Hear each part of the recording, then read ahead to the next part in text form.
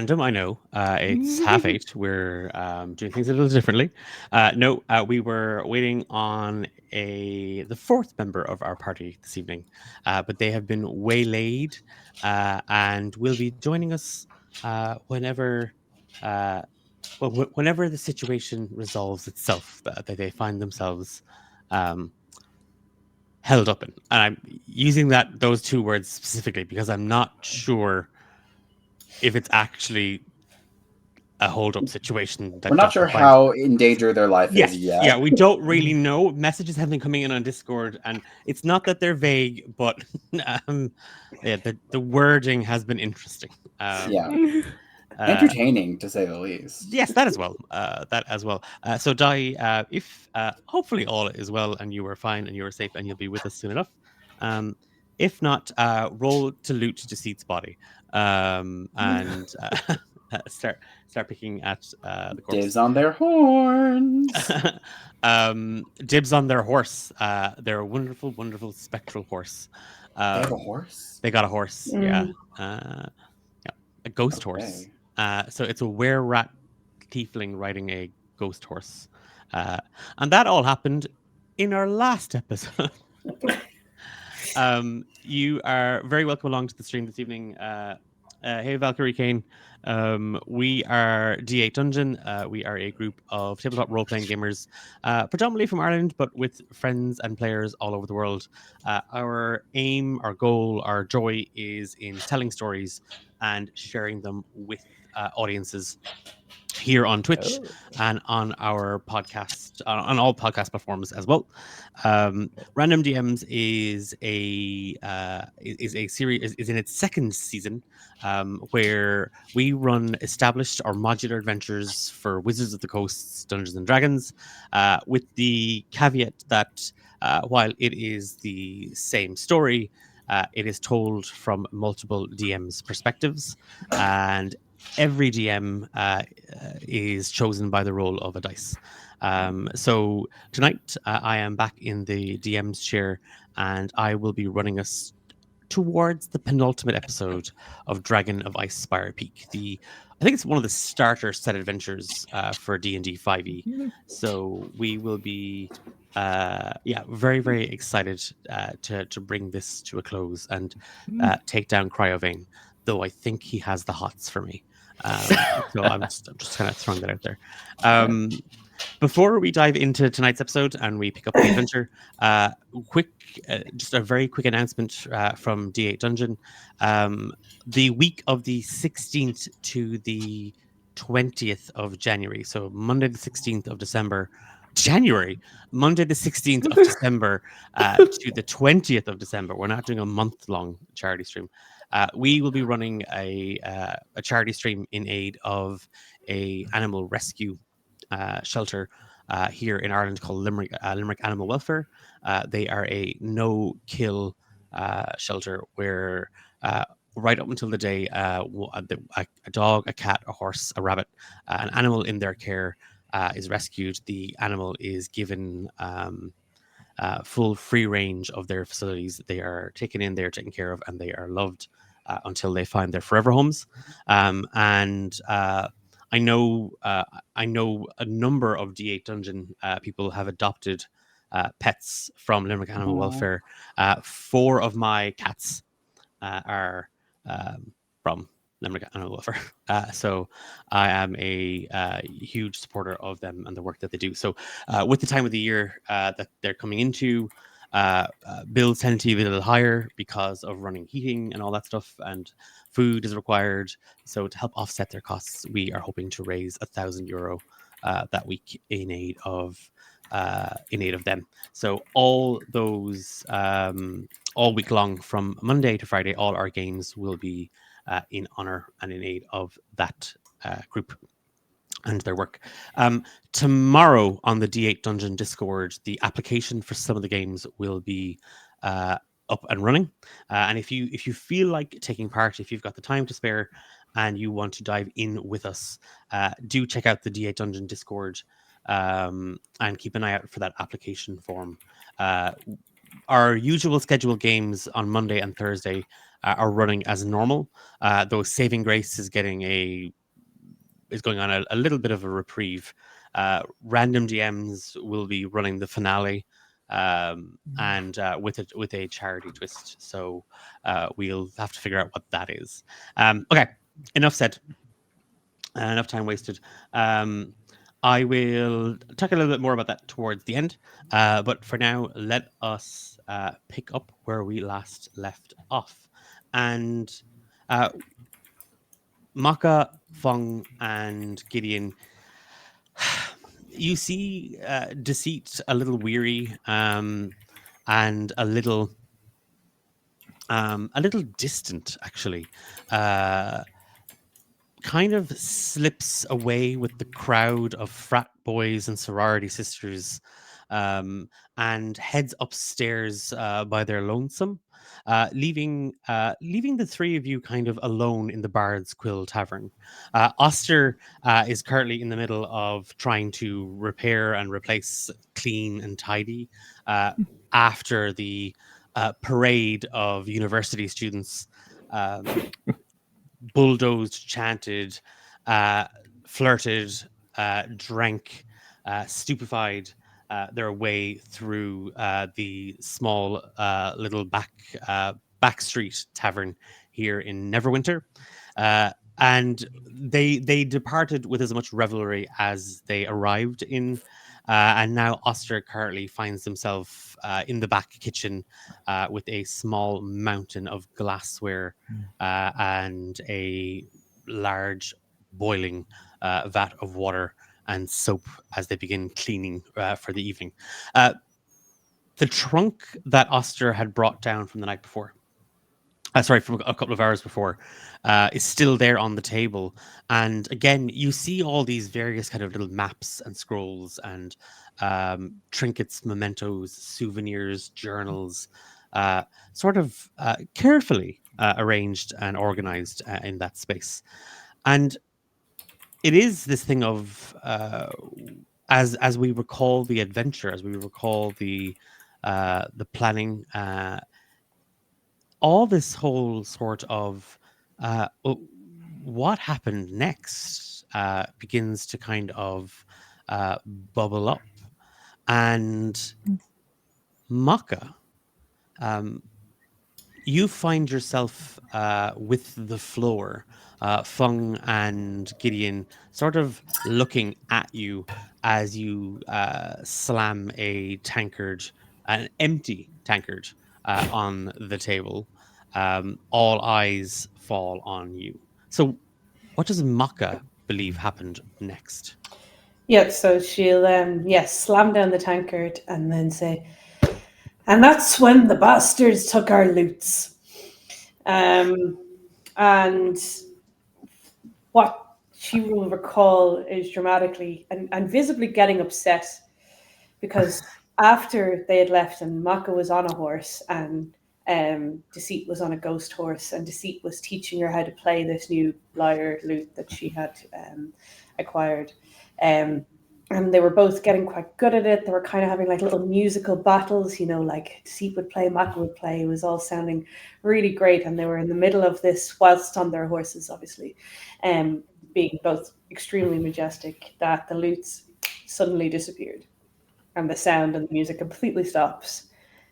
And they look into the forest and they don't see anything, but they hear the fluttering. And Maka says, I fucking hate fairies. So,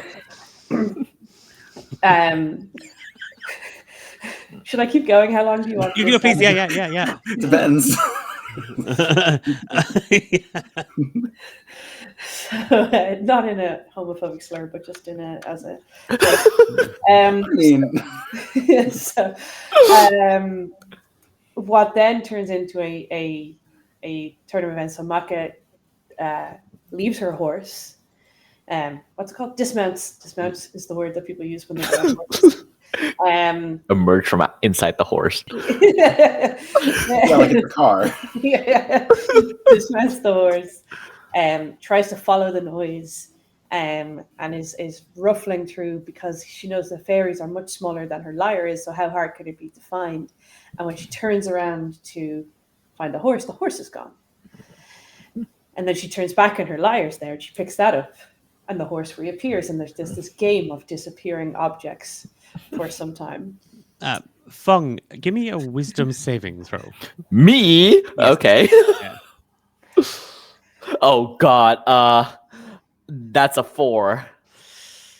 Yeah, you remember this exactly. Everything happened exactly as Maka is telling it. Like it is this thing of, but I mean, like Maka's kind of playing it off as it was kind of playful. It wasn't that playful. It was incredibly annoying and incredibly vexing. And so much so, by the time you get back to the town of Fandolin, you have a splitting headache. But the town master, as well as several volunteers in the militia, have kind of gathered round, and you see that they have all manner of map, cartographical chart, implement, and a meeting is called to strategize against Cryovane, the ice dragon. How does the plan unfurl, and how much of it does Fung recall? Oh, I mean, Feng, being the tactical genius that she is, will run everyone through exactly what is supposed to happen during the assault on Icespire Peak from beginning to end. Who is the bait? Who is meant to be the infiltrator? Who is meant to be the distraction? Which position they're in? Do we have anyone that can fly among our party to get like a aerial view? Oster can levitate. Oh, okay.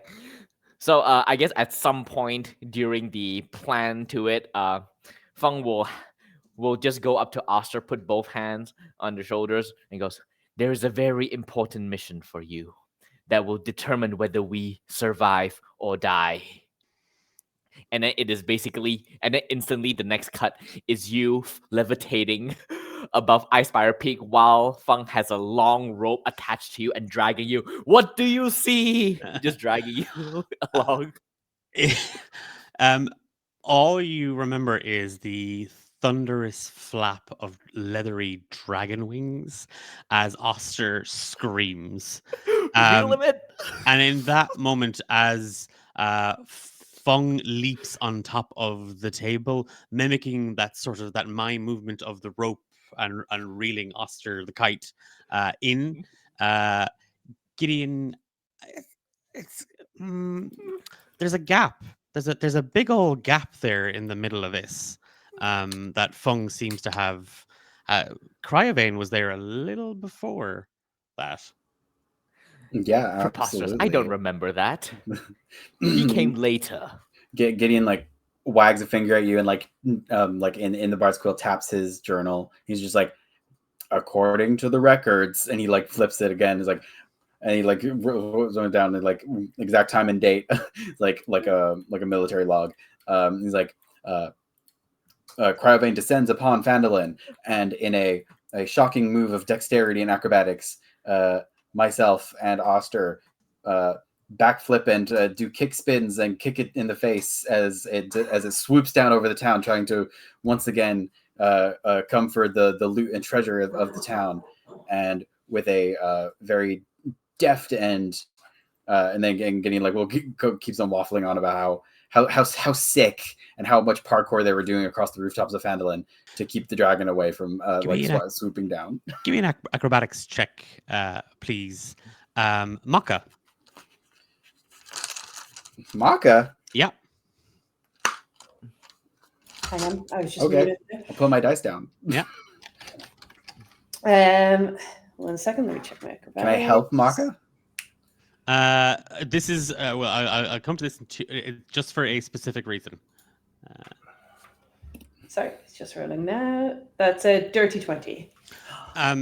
Yeah, there's a moment where when Fung is on the table, like still reeling in imaginary Oster, Gideon is now also on the table, but then does kind of a backflip into like onto their hands and then handsprings up.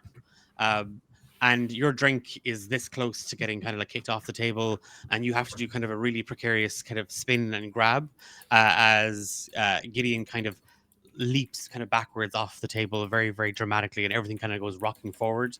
And it's in that point to see you've been gone. You've been gone for 10 bloody minutes.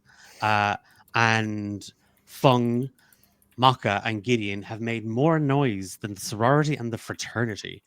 Your head is pounding. More so because of the mistruths and lack of details. Because Cryovane might have attacked, you might have had your goods stolen by fairies, and you might have flown Oster as a kite over the Icespire Peak. But there was this huge fight before all that, wasn't there? Well, obviously, of course. Why doesn't anyone remember the reason we were fighting Cryovane in the first place is we were fighting his lackeys. They had robes and hoods, very warm by the looks. I mean, they have to in Icespire Peak. But that's what we were fighting. We were fighting his lackeys, of course. We were fighting his little robed crew. And, I mean, we fought valiantly and beautifully, I might add. But yes, why would we be fighting him in the first place? He's not wasting his time on us yet. His cronies were, and then they alerted him. And it is in that moment where as you descend down from your rooms, kind of back into the tavern, and you hear Fung and Maka and Gideon, and now your own voice kind of joining in this choir of discussion. And it's well, no, no, that's wrong. Well, no, that didn't happen. There is actually, actually, there is just a moment where you do hear like that vat of water kind of just bang, and Oster just kind of appears out, soaked in like dishwater, with a rag over his shoulder, and kind of flustered looking. You okay? No, okay. Maka, you are correct. Yeah. I have that in my notes, but that actually happened after we were heading back to Neverwinter, and yeah, Deceit. We fought people in robes, but well, it was one person in a robe, and I don't think we ever actually found out if they were working for Cryovane, but they were bad, so that happened, and I don't. I remember, Gideon, you telling me that Cryovane came and attacked the town while we were in it, and that you kicked him so hard that you broke his teeth. Um, uh, that and yeah, Fung, you flew me like a kite over Icespire Peak. I still have, and he kind of lifts up his arm, and you see like a scar kind of that runs from the rope burn. I mean, safety first and all that, but I don't know why my hands had to be tied. To prevent you from accidentally course correcting yourself into a tree. I thought that was obvious. That is what you had said at the time, as Deceit was binding my wrists. She's got a pretty good sense of direction, so I just let her go with it. But you remember when you came back from the hillock? Gideon and I weren't there, because we went to the Tower of Light and the whole, and he gets really red in the face, and he just kind of looks at you, Gideon, and he mouths, "I'm so sorry." What? You remember? You remember? And he's looking at the chest. Wait, hang on. And Gideon like looks around. He's like, there's like a stray journal page that fell out of his book. He's like, Oh, there it is. He slots it in before where he started reading out. He's like, right, exactly. Go continue. Well, remember you you let me help Morale, the banshee. Who? Wait. Banshee. And I don't recall this. Yes, reports Banshee. of malevolent apparitions. Didn't Uh, get the name. well, Not relevant, but yes, she, no, I do remember that. no, she wasn't. She, well, I mean, she's a banshee, but she wasn't that malevolent, and um, and then we cut back to, um, uh, we cut back to the Tower of Storms, um, where Oster, having woken up from his sleep, from his collapsed state, um, immediately kind of decries that we have to go to the Tower of Light. Um, we'll find aid, we'll find help. Um, and Gideon, it's that thing of he mentions he mentions all matter of monsters and creatures that could be found, could be studied, could be uh, gazed upon, could be dissected, or harvested. That you find yourself dragged on horseback west of Fandolin, towards the edge of towards the coastline, and in the distance, uh, you do see a tower of light.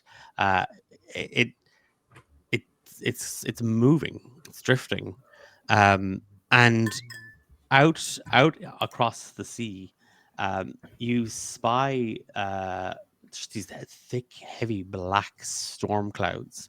Every now and again, that they're illuminated by a flash of sheet lightning, um, and the sea is churning. It is this almost malevolent, deep blue, with the occasional crashing of waves along the coast. And from here, from atop the cliffs, you have a better vantage of what's out. There is a narrow stretch of road that leads towards this tower of light, and then a bolt of lightning strikes the top of it, and we flash inside a uh, halfway along the road, carved into a mound of rock. Uh, you find yourself, with Oster in a sniveling state, um, at the mercy of a banshee, a withered elven-looking woman, with kind of with her hands are webbed, her feet are webbed, and while even in her spectral form, she seems wet. She seems like she has been drenched by the sea and the rain. She hovers over you and Oster, who has been completely overcome. She has informed you that she is a sea elf. She was killed by a malevolent being known only as Moesco, and her spirit cannot rest until her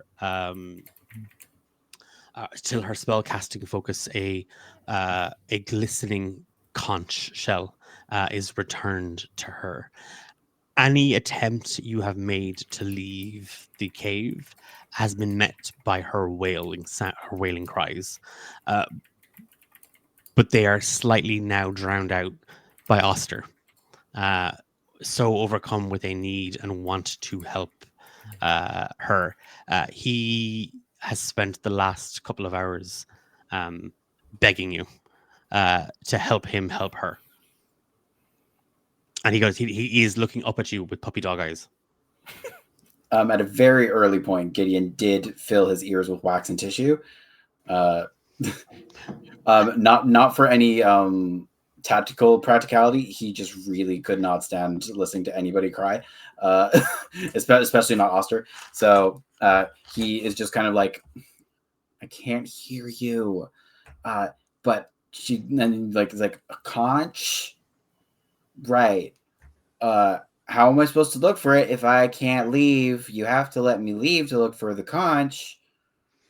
If it was in the cave, it wouldn't be lost, so I have to go look for it, right? And it's in like as like you've kind of put two and two together from the muffled cries and pleas from Oster. You do hear the sound of hooves drawing closer, and the sudden realization of how long have we been out here? Like, how long have we been stuck in this cave?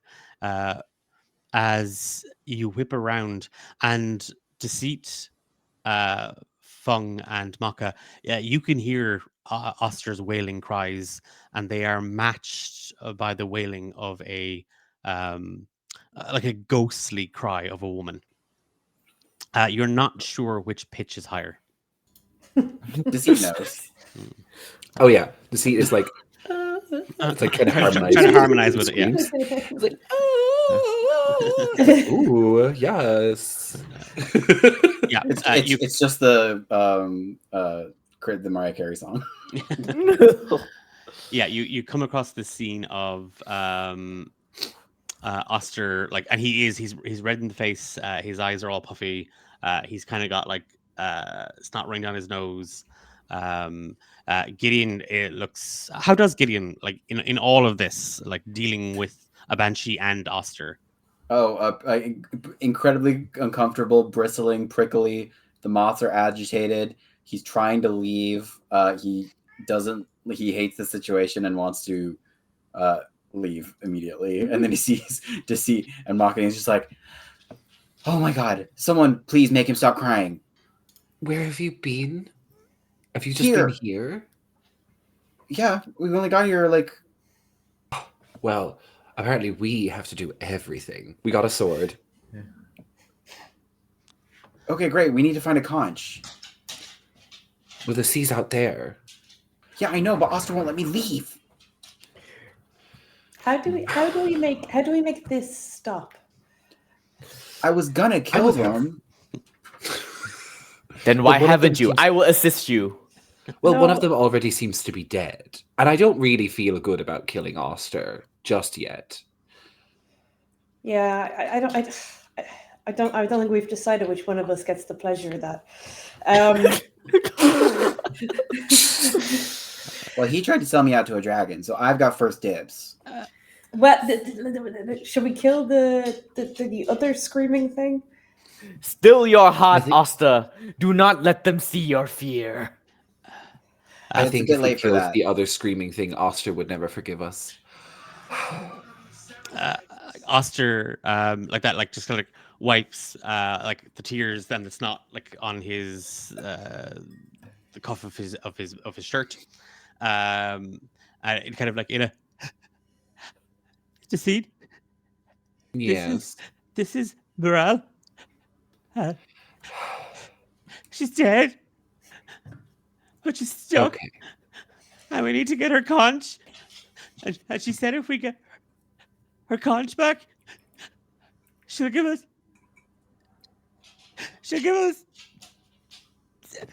treasure. Oh, so we should really find this conch. I'm See what sure. I mean? It's useless. I'm sure we should be so helpful. Let me. And then does he just like kind of like saunters in and is like, Morel, is it lovely to meet you? This conch, where can we find this? Whereabouts? Where was the last time you might have had it? Well, Toots, I had it in my hands where Moesco just came on into my cave and just shanked me Ah, dead never. and took my conch and just traipsed up into the lighthouse. Your sad friend keeps calling it the Tower of Light. It's a lighthouse, and it's Well, yes, obviously. the Tower of Storms. That's it's for Talos. You mean to tell me this voice was hitting high pitches? Hell yeah.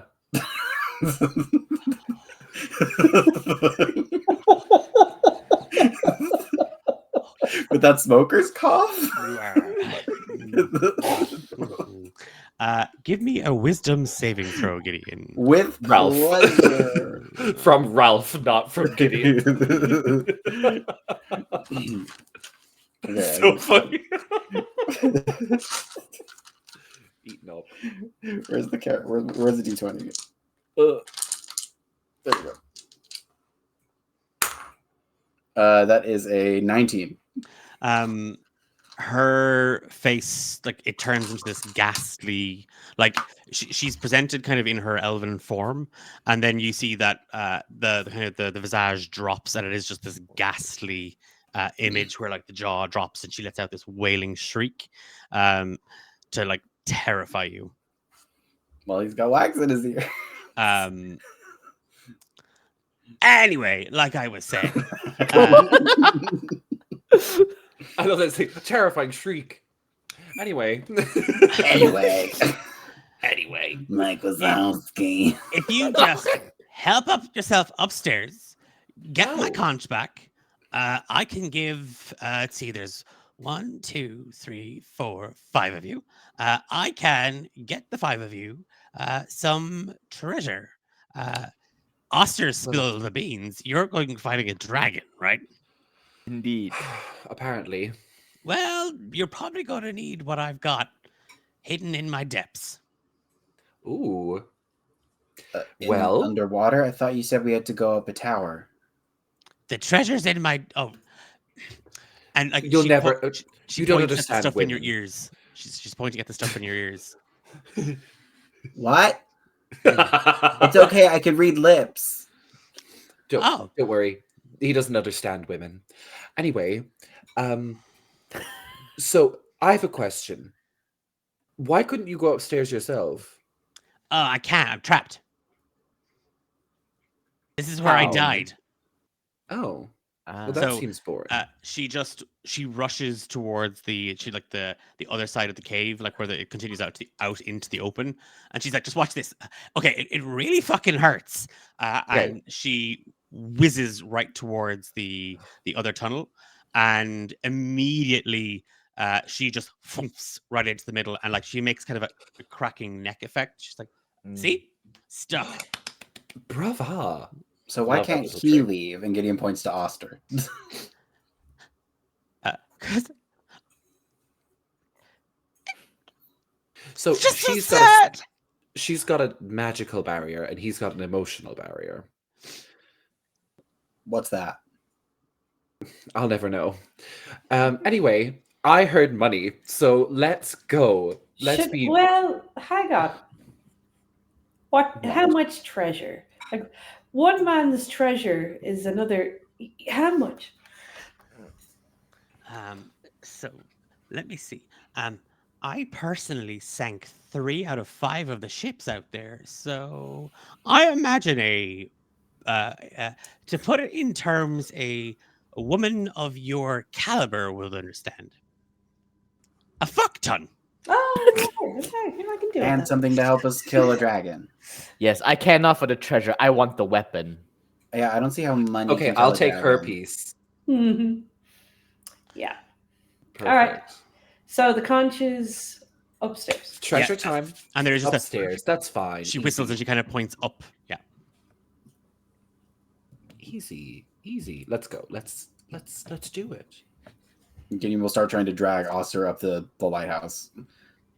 It's that thing of like pulling him to his feet. Like he's still like, it's that thing of like he's now kind of sniveling, like his shoulders are rolling, and he's still very much lost in the kind of the how sad was it that like this sea elf was murdered by an evil being, and he's not himself. Well, no, he is. What are you talking about? Yeah, he's exactly. What are you talking about? That's exactly how he is. He's an empath. Yeah, just so overcome. But I mean, she probably had it coming. with a voice like that, she definitely had it coming. Yeah. And the fact that she sank 3 ships. Yeah. That too. It is, as you kind of make your way through the cave, the road kind of continues on, and it's this narrow path out of the cave towards the lighthouse, to the Tower of Storms. And it begins then to wind its way up and around this large rocky plateau that you kind of lead yourself up with, and you can hear the mewling squawking of bird-like creatures. Everybody give me a perception check. Okay. Perception. I have to like roll the d20 on d8 on. I have to use digital dice, and I hate this for me. 17. 18 for me. 17. Ooh, I got. We know those 14. birds' maiden names. 14. It's enough. Like, even so, with a 14 to see, it's enough to kind of make it out. Even though you can hear the sound of waves crashing against the cliff face here, you hear the squawking of these birds, and it's that thing of like, the higher you climb up towards the tower, it becomes a bit more audible, and you just hear, "He's nothing but a snake, hun. Forget about him." And like, there is one of them is another one is just like, "But I gave him my heart, Angela," and like, it's this whole thing back and forth. Shut up. And it is, as you kind of turn to look up, you see 3 harpies. 2 of them are like have their feathered arms wrapped around a third, as they seem to be consoling the third harpy, who is wailing and lamenting when they spot the group coming up the plateau, and you just hear kind of shrieked, "What are you looking at?" God, Oh, not more well. wailing. 3 beautiful ladies, obviously. Go on now, that would you, Jesus. See, those are I mean, harpies. look. What do we owe the pleasure? What's an absolute bore like yourself doing up here at the Tower of Storms, huh? I'm just, doing what the gals like us do. I'm just looking for conch shells.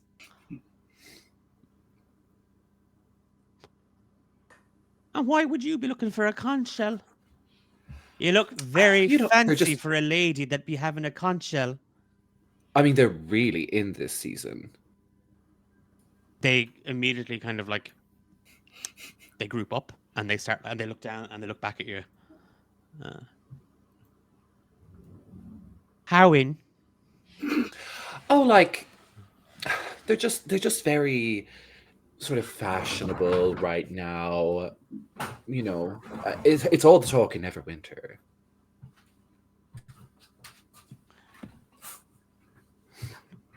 Doesn't and I need, because they're whispering at this point. Going to ask you to make a perception check, Deceit. Okay. At disadvantage, only given they're whispering and it's the sound of the storm overhead and the sea crashing against the rock face. Perfect. Oh, they're both the same. So I got a 21. Okay. Or sorry, dirty 20. What's everybody else doing at this point, as Deceit is now full on engaging these harpies? Fung is withholding her urge to just start cutting the harpies down to just get this over with, and watching Deceit do the talking thing. But the moment she sees Deceit falter in any way, she's charging in. Gideon is looking for the conch. Mock is just standing behind Deceit, knowing that she's a better diplomat, and just agreeing and saying, yeah, definitely, every now and again. Just okay. yeah. How very dare you? You make out a they're in full conversation, Jacete, and you just hear, doesn't your man inside, doesn't he have your dead one's conch? I wonder, would he hand it over for a bit of our treasure? So they're now full. They are no longer paying attention to the five of you. They're full on now wondering, can they barter with the fella inside the tower? Okay. I think Deceit will just kind of like sorry, ladies, I couldn't help it over here. You're I don't mean to allow me to just give a little bit of advice with ladies of beautiful feathered dispositions of yours. I wouldn't be seen dead wearing a conch. I really think clamshells are way more your speed. They're kind of like on the up and coming too. Like people aren't wearing them yet, but they will. I have an eye for these things. Give me a persuasion check. Okay, let's fucking go. My persuasion isn't as good as my other. Oh wait, no, it's fucking dope. Never mind. Oh shit, that's just an 8. Oh no. Well then. Can I help? How is Maka helping? Yeah, good question. I feel like Maka's got like a tons of like jangly like. Well, this is things. true. Yes. Like yeah, surely she could have some like seashells or something that she'd be like, oh, like almost like going through them like a little swatch book of like, oh, we could match you, kind of. Like Maka, darling, don't you have like some seashells or something? Surely we could show these ladies what we're talking about. And Maka's like, she really doesn't think she does, but she starts checking all her pockets and looking down. And then she just kind of takes off one of her necklaces and bundles up just the end of it to make like a bowl and be like, this is shell-like. I'm trying to, like, if only I had a real shell instead of this, I think I would look fabulous. I mean, look, and then like I feel like if the two of us can start like hodgepodging little things to like match to them, like you know those people when they're doing like the color swatching things. Yeah. It's very that, except we're doing like shapes, like scallop shape and muscle shape, and we're like showing we're showing like shaped things. We're like, oh, and this shape really brings out the long beak-like nose. It just really shows off your natural features. All Absolutely. that kind of So nautical. Yes. They're kind of looking at them. They're kind of giving each other kind of the eye, like is this, fucking assholes. Could I just roll it again, like as if I did it with advantage? If I still roll shit, I still roll shit. Like Yes, yeah. Okay. Oh, okay. That's a little better. That's a 12, but still not great. Like because they're a little higher up, so their nest, their area where they're hanging out is looking down. Yeah. I remember I have inspiration for reading Maka the House Down Boots last time by mistake. Can I use that now? Yeah, you can. Wow. Oh my god. Oh, never mind. It's This the is same fucking roll. what you need it Okay, for. right. Okay. That's I'm okay. using my inspiration in the fields where I need it. The fields where I Hanging want out with some And fucking yet it did harpies. nothing. we could convince these bitches to be our friends. Anyway, never mind. Didn't say that out loud. They are kind of, they're not exactly, they haven't fallen in love with the idea. Okay. But like a conch is very big. And they swoop. You see, the three of them kind of dive out of the nest. And it's about kind of 40, 50 feet up to the air as they kind of swoop down. Have they gone out of earshot then? No, they're coming down towards you. He's reaching for her bow. And they hover kind of about maybe about 8 feet above. And now that you all have a better eye of them, They are actually outfitted with every earring and bracelet and bangle that you can imagine. So They fashion forward. Oh, Mm. they're looking kind of at the bauble that you've kind of fashioned, mm. Maka, and then they look at Deceit. Um, yeah, do you know what, Angela? I actually think they're right. I don't think you actually have the neck to be carrying off a conch. Uh, and she's looking at. She's like, "You know, I've always been a bit self conscious about it. And is it clams you were saying? Is it? Oh, a good clam, even a mussel shell would be wonderful, I'm Uh, sure. and with that, they kind of they swoop down uh, over the plateau, and it is that thing of your man inside has the conch if you're still looking for it. Thank you And so much, darlings. You'll be all the rage in Neverwinter. as you successfully convince a bunch of harpies to fuck off. As they fuck off, does he's gonna go like, "Ooh." You owe me a necklace. Oh, of course. I mean, you have a gorgeous one in your bag. You surprise me, Deceit. Your words and yapping finally benefit this group. What do you mean, finally? Gideon pulls the wax out of his ears. He's like, "Is it over?" Just about. Okay. Here, kind of having kind of made your way successfully out of harm's reach of the harpies, you see that they've now kind of dived down towards the rocky beach, so far below. All the while, you hear them squawking and squabbling at each other, and you do now. You've reached this kind of this flat plateau, and it is you're about 80, 90 feet above the water here. And you are staring at these large wooden doors that lead into this tall tower. Uh, Again, a bolt of lightning strikes the top, and you see the building almost hum with electrical energy. The hairs on your arms, at the back of your neck, stand with static. Maka, you are just.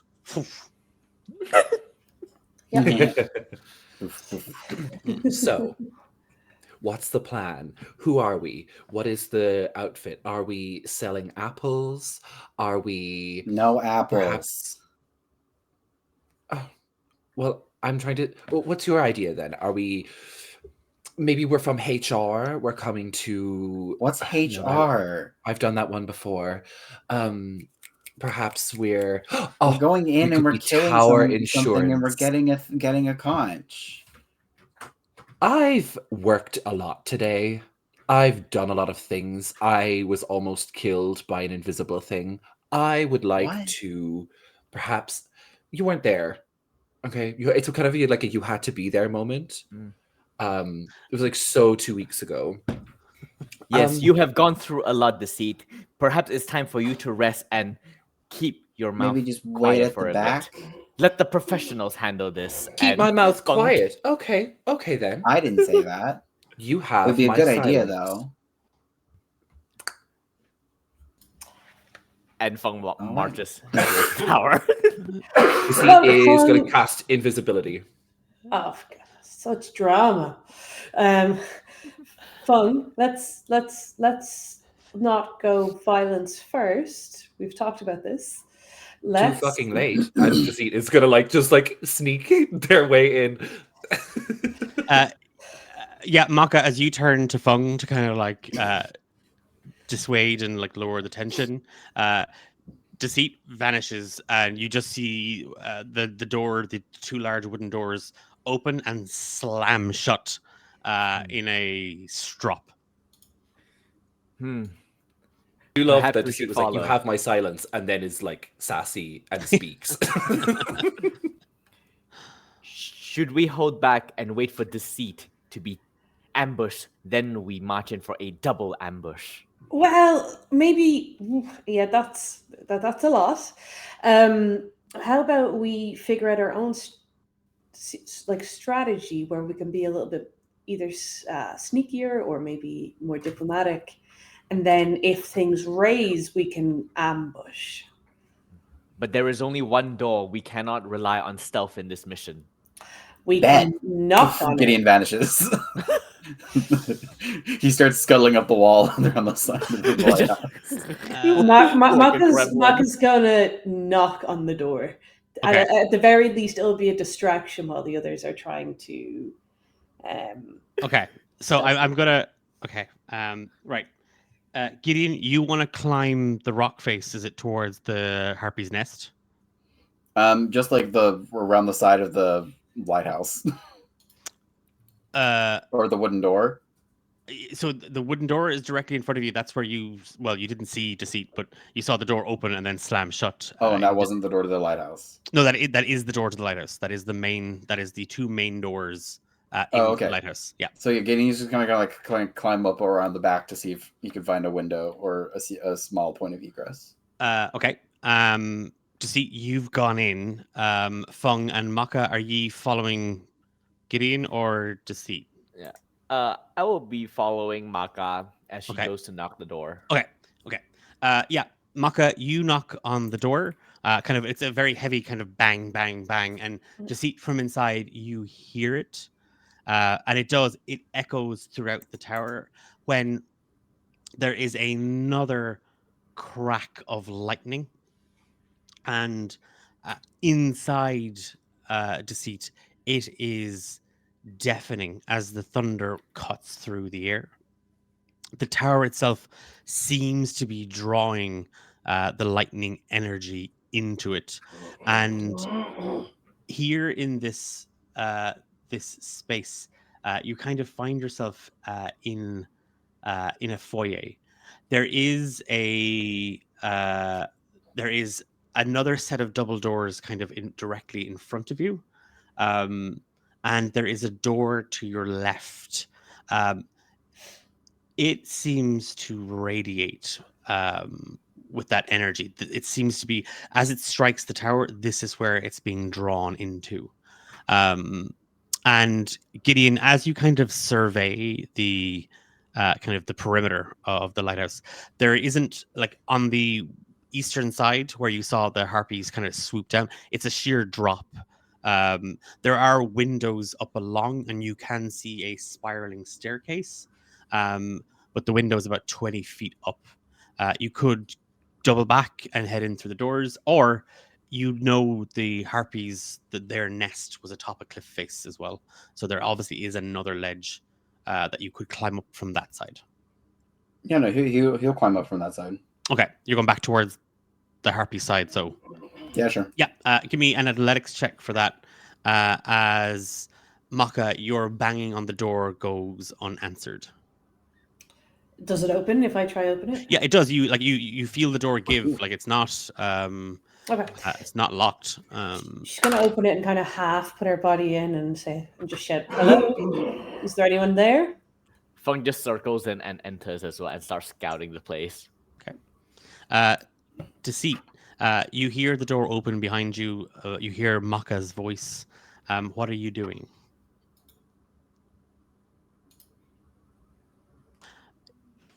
You've gone. You muted. You muted. Sorry, I muted my microphone. I can mute it from the actual thing, and I just forgot. Oh, I thought you were actually just pretending. I thought it was in character for a moment. I was like, "You're getting inspiration." Damn it. You pushed the button. That doesn't count. Damn it. So, no, I was doing it there. Deceit is going to start like wandering up the stairs, I think. Oh, you went upstairs. Okay. Yeah, if there's a stairs, Deceit will start wandering up quietly as possible. Yep. And we'll just look for any little rooms, and we'll just kind of generally stay out of the way of everyone else. Okay. Again, Maka, as you enter, you see that there is a door on to your left, where kind of Fung is kind of currently kind of scouting. Um, there are two double doors that are slightly ajar in front of you, and you do see a stairwell. And to see from within this space, the stairs go right up the tower, and there is a door here as well on this floor that leads to some other part of the lighthouse.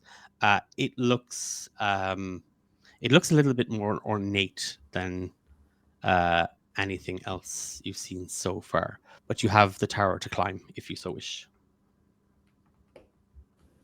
Yeah, Deceit will ascend the tower, but like slower, like slowly, so that if anybody else ascending the tower will probably pass them out, and they're just kind of like keeping their eyes and ears peeled and just staying out of the way.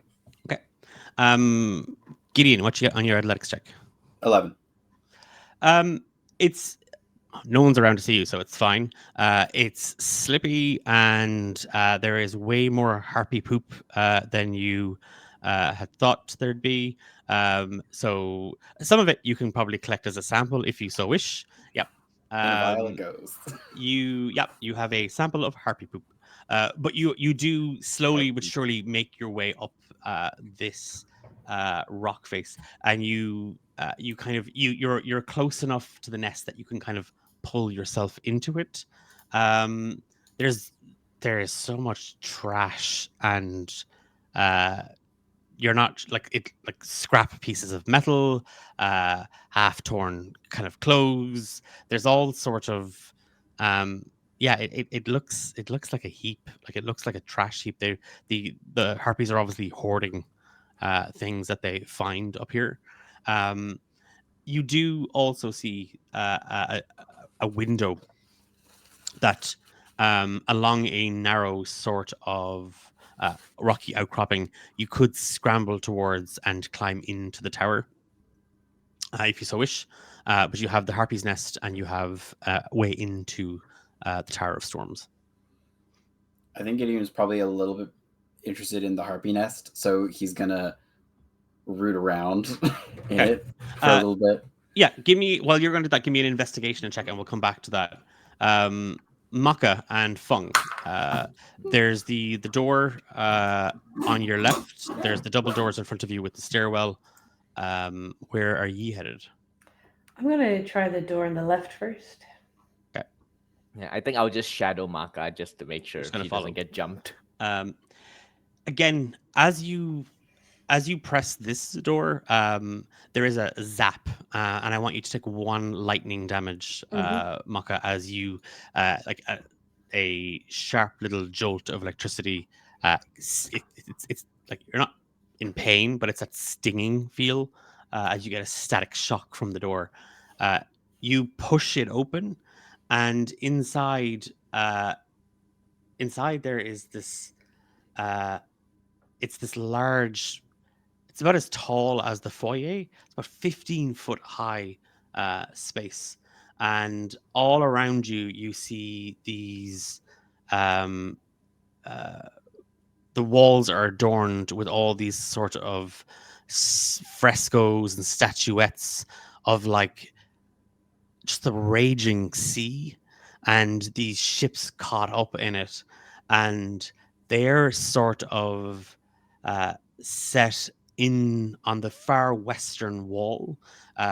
You see this almost this glowing metal rod set into a stone altar, and just looming over it, hands outstretched, you see the stone visage of this sort of manic, frenzied looking creature, like this entity, humanoid vaguely, but it seems to be kind of coming out of the ceiling as if it was made of the storm itself. And it's reaching for this rod. And then there is this flash of lightning, and the room that you and Fung are in lights up, and you see the statue glow, and its hands, lightning crackles out of it, and it strikes the rod, and again it begins to pulse with power. Fung, what is that? I don't know. You can attack now. Are you sure? You seem very keen on the pacifist route. Yeah, not anymore. I- Can I? Oh, Declan's frozen for me. Oh, you're back. You're back. No, So could I cast guiding bolt at the statue? you can. Yeah. That's a 13 to hit. Yeah. 13 will hit. And that's like 9 damage if it does anything. Two things happen Uh-oh. in this moment. Fung. You watch as Maka holds their hands up and like it's kind of freaked out by the weird statue thing, and just a little on edge that like this tower seems empty. You watch as a shard of light just coalesces in her hands. It erupts. It strikes the statue, and it explodes. Oh. And the tower, all of you hear just this roaring scream of thunder. And the Tower of Storms shakes violently. And Maka, you hear, "Know my wrath." And you are cursed. Oh no. You bear the mark of Talos. And the curse means that in the presence of lightning, you must roll a d10. And if you roll above a 6, the curse doesn't take hold. But 6 or lower, you become the conduit for the lightning. Cool. Lightning in this instance being the lightning bolt spell. You're the Duracell bunny. Yeah. Oh my god, you are a Duracell bunny! Just wanted a fucking conch. I just wanted a conch. Gideon's, what did you get on your investigation check? I got a 16. Jesus Christ, they hoard some serious crap, these harpies. Yeah, I wouldn't know anything about that. There's so much, and you're like, junk, useless. There's nothing in that. You do find, weirdly enough, you do find a Clam. a clam. No, you find like like an old playbill poster for Deceit's one person show, one night only, second night now available, Fandolin Stonehill Tavern. Yep. And as you kind of root through the nest, you have found a potion of water breathing. Sick. Findy skeepies. Deceit. You again, you hear, and you like, it's like you almost kind of catch yourself like against the wall as the tower rumbles. But you've made your way up to the rooftop, and here you do see this large 10-foot tall wrought iron pole just reaching up into the sky. You're about 120 feet up in the air. You can see the surrounding cliffs. You can see out into the horizon. Give me a perception check. Okie dokie, artichoke. What is my perception? I think it's +3. Let me see. Oh, not 20. Okay. 23. A couple of things. you notice up here. Mhm. Obviously, the giant lightning rod is the thing that's Mhm. drawing the energy from the storms. It isn't just like sitting up here; it seems to be fixed into the tower itself. Um, Mhm. and you're sure some nerd, Oster, in fact, is like, "Oh, I wonder if the rod actually goes further down through the infrastructure." Whatever he's prattling on about it. Wow, wow. Yeah, wow, wow, wow, wow, wow. Womp womp. Womp, And Boring. It's womp, pretty. womp, It makes pretty womp. lightning bolts. you do see further out into the out into kind of the water. Um, Miral had said, she had sank some ships. You Mhm. do see ships that seem to have. You can just make out the mast of two ships just poking out of the swirling black sea. A woman of her Um, word. and it's a thing like you turn around to Oster, and Oster is kind of like just sketching the tower, like and the rod, and he says something about Talos.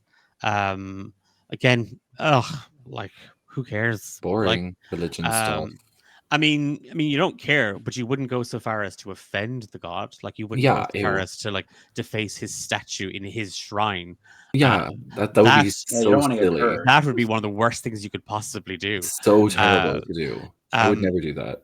And it is that thing of you just hear womp womp womp, lightning rod attracting. Oh look, I think it's about to strike again.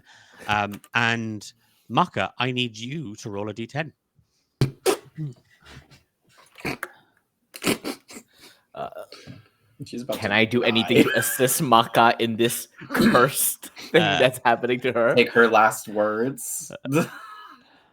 A lightning bolt spell is a lot of damage. It's a lot of damage. I That's a take lot of one step damage. back. Sorry, I didn't realize I was muted. That's a 3, a good healthy 3. Okay. Yeah. You see, Oster kind of goes to he moves away, like he backs up. The lightning, there is just this flash.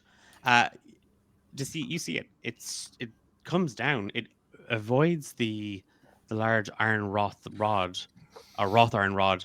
Um, and Gideon, as you're about to kind of reach, in to kind of climb in the window, you see a fork of lightning just cut through the air.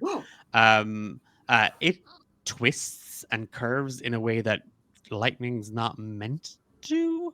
Um, and again, uh, Fung, it is that thing of as you gonna go to reach out to Maka, you do see that even the littlest hair now, kind of the finer, heavier hair, is standing at the edges of her fingers as the room begins to fill with light. You said you wanted to help. Yeah. You know what? Seeing the lightning, I'm gonna take my hempen rope, form a hoop, and then just cowboy loop and Okay. I'm gonna say that's a wonderfully valiant thing that you're about to do. I'm gonna roll the damage for this, oh god. and since you are now holding on to Maka, we'll split the lightning damage. The Oh, first thanks, nice man. Also, the first is nice it, thing Fung do, does do they to have to make Maka, and a I do they get have to make damaged. like a deck save or anything? Yes, Maka, make the deck save because it's coming for Hmm. you. And you'll either take the full brunt of this. Okay, and it's not that bad. It's been worse. That's a 9. Okay, that's a fail. So you're gonna take 18 lightning damage, but that's halved between you and Fung. Oh. As Maka, you feel Fung kind of just lasso and grab you. You are struck by a bolt of lightning, and it courses. So many things happening here at once. Yeah, you are blasted as Fung grabs you, and the two of you are electrocuted as the curse of Talos comes to fruition. Stop cooking rabbit. Um, Gideon looks down the stairs. Oh, Fung wipes her mouth. the other thing you notice, Deceit, and it's that thing of Oster is like, "Look, lightning doesn't work like womp womp womp womp womp womp. Deceit would have just kind of whispered like, maybe you should go check on the others. Oster kind of goes down the stairs to go looking. The the rod does. There's still kind of there is a shimmer of light, and there is a recess within it, and it flashes, and there is just this very, very bright light out of it. That in that moment where the lightning, it was almost like it was going to try to charge the light. Um, you kind of go to shield your eyes. The light flickers and it dampens, and you can clearly hear the sound of bump bump, bump bump, bump bump coming from within inside the wrought iron rod. Well, that's weird. I think Deceit will not really care that lightning just like bent unnaturally, because like who cares? That's not my business, not my circus. My monkeys are just getting fried downstairs. So I think yeah, Deceit will just have a little. It's going to look for the conch shell. Look, see if they can find a conch shell here, and just like keep an eye on the rod. Yeah, give me an investigation check. And Gideon, what are you doing? Are you going up or going down? He's probably going to go up the stairs. Okay. He saw what's going on downstairs. Okay. I got a 3. It's like, don't worry, lightning doesn't strike twice. Mhm. Goes up the Or whatever. stairs. Yeah, you kind of just you pass Oster as he's going down. Did you see the lightning? Yeah, crazy. Deceits, and Oster kind of points up, and he kind of continues heading down. And again, it is that thing of, is somebody cooking rabbit? Gideon's like, not how I. And this is not how I would cook it. Like you have to skin it first. Yeah, it smells like burnt hair. Yeah, it's really.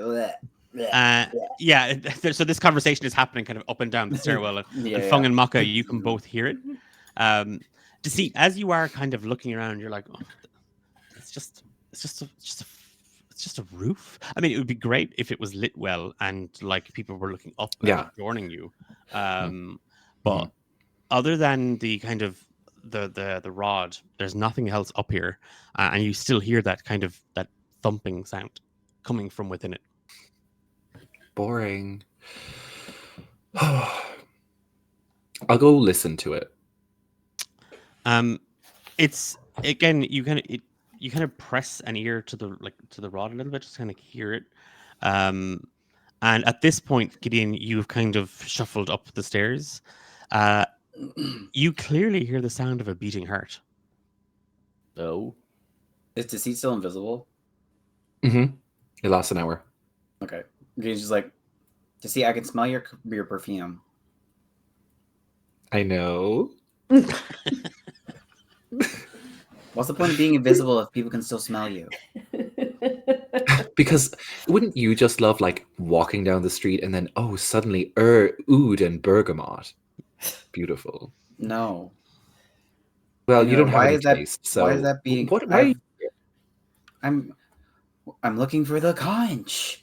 I can't Well, find why the don't you- conch. I did find this. Well, and he I'm already- waves the water breathing potion. You found a drink. That's wonderful. Did you find anything? I found a rod. You didn't find it. It was at the top of the tower. Anyone ascending the stairs would find the tower. That doesn't require anything. Well, womp womp. I got here first.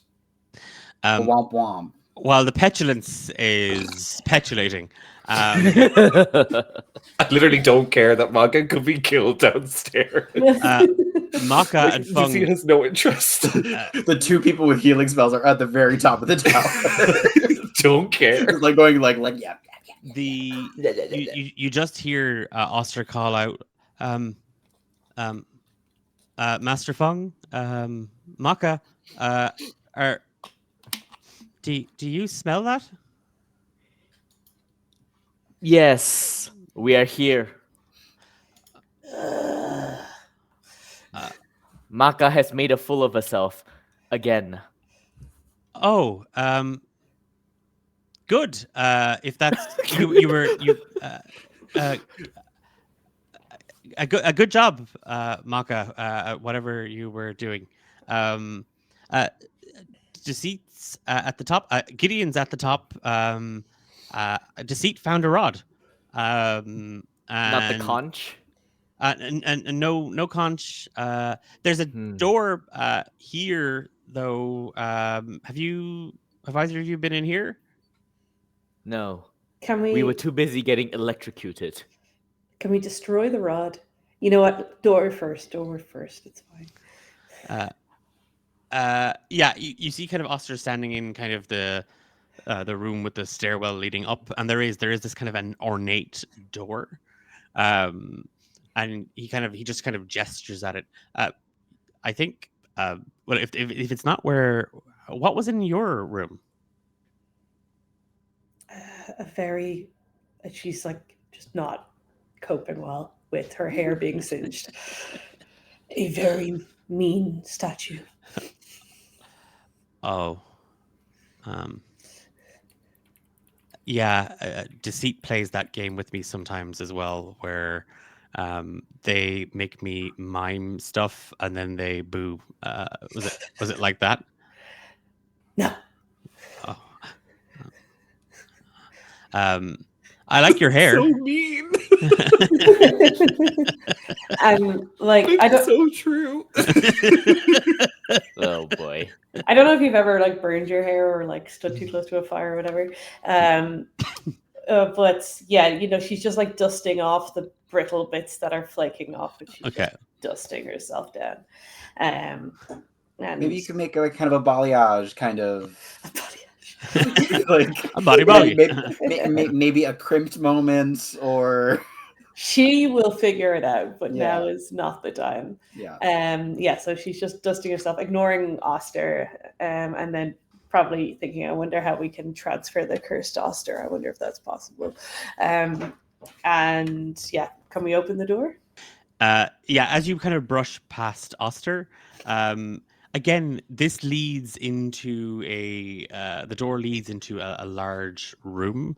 Again, 15-foot high, and these two windows that face out towards the kind of the northern horizon. But kind of fixed between them is this high backed chair, and it is covered in barnacles. And just drooped on it, almost unmoving. Fung, Maka, and Oster see about 20 feet away from where they stand in the doorway a figure clad all in armor, just sat there, and in his lap an opalescent conch shell. Hmm. Fun, go for it. Fung just side eyes Maka for a bit. At that, then she's gonna creep forward towards it, and then she's gonna keep an eye around if there's any traps or glowing Stealth check, sigils. please, Fung. Stealth check, okay. Oh, I think that's pretty good. Where is it? Wait, stealth ray is it? To 21. Okay. You slip into the room. You can hear this figure breathing. Its head is slumped low, and its hands are it's holding the conch, like it's just kind of resting in its hands on its lap. You slip in quietly. It doesn't move. Wait, this thing is alive? I thought it was dead. Oh, you thought it was dead, but now you're further in. You can hear it breathing. Oh, wait, does it look like a person, or does it look like an undead that's just breathing? It looks like a person. It looks like, again, it's wearing, like, you're like, oh, it's wearing kind of leather armor, and as you get closer, it's definitely leather, Skin. but the skin it looks like an octopus. Like, you can actually see part of it where the head is bulged, um, and yeah, its armor is made out of the hide of an octopus. Part of the ship, part of the crew. I'm gonna walk forward. But wait, so this person is breathing, but they are Not moving. not And conscious. they're draped in like this hide armor and like skins, and Eyes they're open or closed. you can't see because their face is obfuscated by very very wet hair. All right, like, I'm pulled just over them. I'm gonna sneak close to right, like about next to them, and then I'm just gonna point the arrow at them. Surrender the conch if you value your life. You see, the conch has to be here up here somewhere.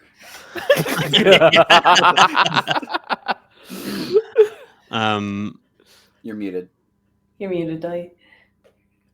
Wait, sorry, let me take the wax out of my ears again. It's just a rod. Forget the Maybe we rod. should We're see what looking the for other a idiots are conch. doing downstairs. I mean, there's probably nothing down there. Probably not. As you point the bow and arrow, Fung, at the creature in the chair, the three of you hear just sort of a very guttural, "Leave the tower or face the wrath of Talos." Do I know who Talos is from where I Give me a am from? religion check. Yeah. Okay. Well, good thing none of us have faced Talos' wrath yet. 19. You know, Talos It'd be is really the bad if god we did. of storms, and he is he's quite evil. Talos is a very, very evil storm god. Really enjoys smashing up ships. Known to be quite wrathful, quite spiteful to anybody really who crosses his path. Okay, so he's like just a straight up god of evil, not like god of lightning. God, he's a god of he's an evil, chaotic, evil god of storms. Oh, Really okay. glad none of us got in his path. Yeah. Really, but didn't the Banshee want? Didn't she like sinking ships? Yep. Interesting. Maybe that's why he likes this tower so much.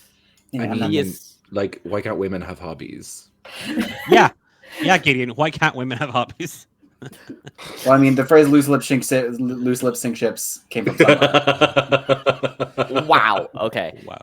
Wow. Wow. Okay, so Feng will hear that and then she will go, "He is not my god. We are not leaving without the conch."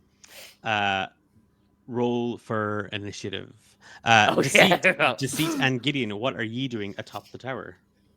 Probably just like descending the tower and bickering. Yeah, definitely. Like, we're definitely, we bickered for like a little bit longer. Okay. And then we descended the tower and bickered. I think Deceit is going to descend slower than Gideon. Okay, however. so it's that thing of like nitpicking and Sniping, kind of like sniping at each shocker. other. Okay. Yeah, we'll say it'll take, like, with the pace that you're going, it'll take kind of 2 turns. But Gideon like walks really fast, despite his. I'm fine like, with being 2 turns if Gideon wants to run down the stairs. Okay. I don't mind being behind. What did you get on your initiative checks? Oh right, I need to roll. I got 7. 11. Okay, and what's your dex modifier, Maka? +2. Okay, so you will be going first. Oster got a 6. Fung, you got a 7, was it? Yeah, 7. Okay. So, and then Gideon, you'll come in after. Yeah, the next one. Yeah, and then Deceit, you'll come in then after Gideon. Yeah. I did roll my initiative now though. Okay.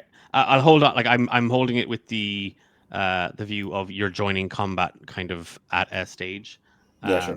So we'll do it that That's way. fine. So 2. I rolled an initiative in case you want it for when we're in the battle, or if we're just going last in the order because we end up last is fine at 2.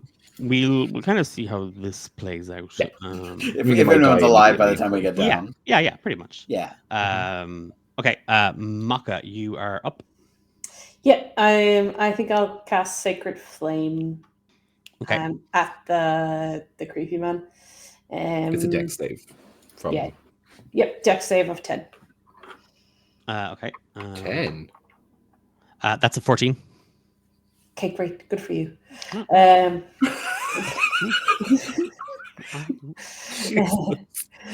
Right. Let me just check my bonus actions. Maybe if you throw your lightning riddled body at him, he might Hug him. Time it so that you hug him and there's a lightning strike. Smart. That feels like that could end Terrible really idea. badly for me. I mean, it might end badly for you regardless. So if it ends badly for you, it should also end badly for the bad guy. You know, 2 birds, 1 stone, or lightning bolt. I'm going to end my turn. Okay. What's a few lightning bolts between Between friends? friends. He stands up, Fung, right in front of you, and he claps his 2 hands together as he casts Thunderwave. And I Oh, need boy. you to make a Constitution saving throw. Constitution. Oh, 21. Okay. You succeed, but you'll still take half damage, but you're not I don't get knocked pushed away. away. Yeah. So, okay. Take 5 thunder damage. That's halved. That's the halved thunder All damage.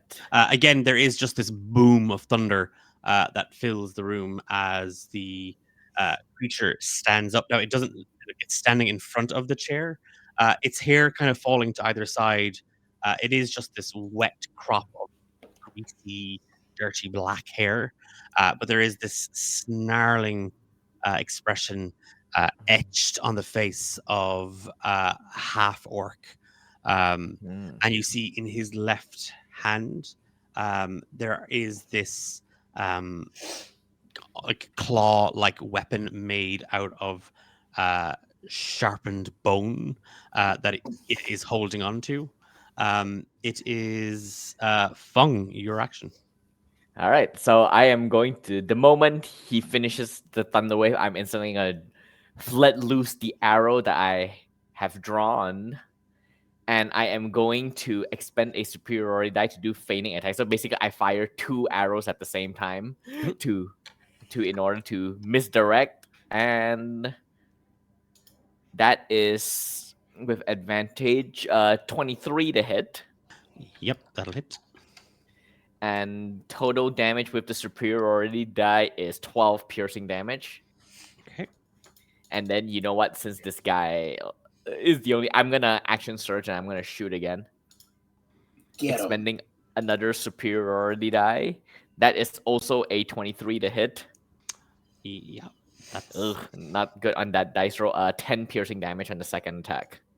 it is like with your ears ringing, Fung, even though the most of the magic kind of washed off around you, ears ringing, you are it doesn't matter. You kind of brush it off. You draw an arrow.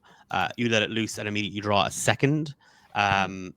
As you see, it kind of that razor sharp claw like weapon in its hand, and 2 arrows thud into his left shoulder. One kind of pushing through and piercing his back. He flinches, but holds himself up as Oster comes running into the room. Before my Yep. bonus action, yeah. I'm going to second wind to heal myself. I rolled 6 so that I heal 10, and then I'm gonna back 15 feet away, so I am like about 25 feet away from him. Yeah, it's that thing as you kind of slip backwards. It's that thing of like your movements are very, very quick and deftly. You kind of slide back. Oster places both hands on your shoulders as you take a step back. He springs forward and brings the heel of his boot down on top of the half orc, and that is a 17 to hit for D. Fucking hell, for 12 damage. And yeah, it's just he brings the heel of his right foot down on top of the creature's head, and then he lands on that same foot, and is now kind of holding himself up in a defensive position, kind of blocking the orc, the half orc, and the doorway. I think he's trying to stand Maka in front of your line of sight. That is Oster 12. He just bellows out a leave. You are not welcome in Talos's tower. And Gideon, as you reach the bottom of the stairs, you see Maka standing in the doorway, singed and fluffy, and you hear this creature, this voice, just scream out an order to leave the tower. Hi, Maka. You look different. Yeah, thanks. I think I'm really working it. I didn't say that. You meant it. There's the conch is in here. Oh, cool. Okay. Gideon like walks into the Wait. Gideon, What? Gideon. What? There's a creepy, slimy man with it. He's attacking us, so just be careful. So. I mean, yeah, I did enter the situation expecting that. So, he's got swords out. He's like, Yeah. anyway, see ya. He like walks into the room. Yeah, you again, Maka standing in the doorway, Fung kind of about maybe 10 feet in front of her, and then Oster 10 feet in front of Fung, standing at the far end of this northern wall. Gideon, you see Oster in a defensive position, kind of standing on one leg. The half-orc gentleman looking rather pissed off, wearing really fucking cool octopus armor. Whoa. Where'd he get that? And it is your action. Okay. I'm gonna take that off his body when he dies. Yeah, Gideon is going to he's gonna dash forward and he's gonna make 2 short sword attacks on the guy. Okay. Yeah. Roll to attack. First attack 24. Yeah, 24 hits. So on the first hit, I'm gonna use the whatchamacallit, favored foe. So it'll be a D4 on the damage, and his swarm is going to join in on the attack. So I'm gonna do a D6, a D4, and a second D6, which I will roll with this. So that's 5 plus 5, so that's 10 on the first hit. And then I will make my second attack. Is some of that different damage type? No, it's all piercing. Do the moths not do a different damage type? Nope, it's piercing. Oh, cool. They bite, I guess. They got piercy teeth. They're magic. They're magic moths. That's less good. It's a 10. 10 does not hit. 10 does not hit. But it is, as you get up kind of like shoulder to shoulder with Oster, you see kind of an opening. He's like, this guy, he doesn't look like much of a fighter. Like he clearly isn't here. Like he killed a sea elf and seems to have holed himself up in the tower, having dispatched her. And with kind of his crude armor and crude weapon, you take advantage of his eyes being locked on Oster, and you sink one of your short swords into his left hand side. And as you go to lash out with the other, and your moths come swooping down, he lashes out with the claw, and it's that thing of your blade meets it as he kind of deflects it. And Deceit, you are now kind of coming down the stairs. You can hear all this commotion. You can just about see kind of Maka standing in the doorway, looking well, they're standing to attention. Ooh, very punk rock. And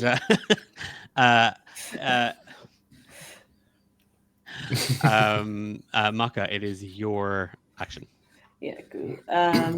I would like to cast. Where is it? Oh.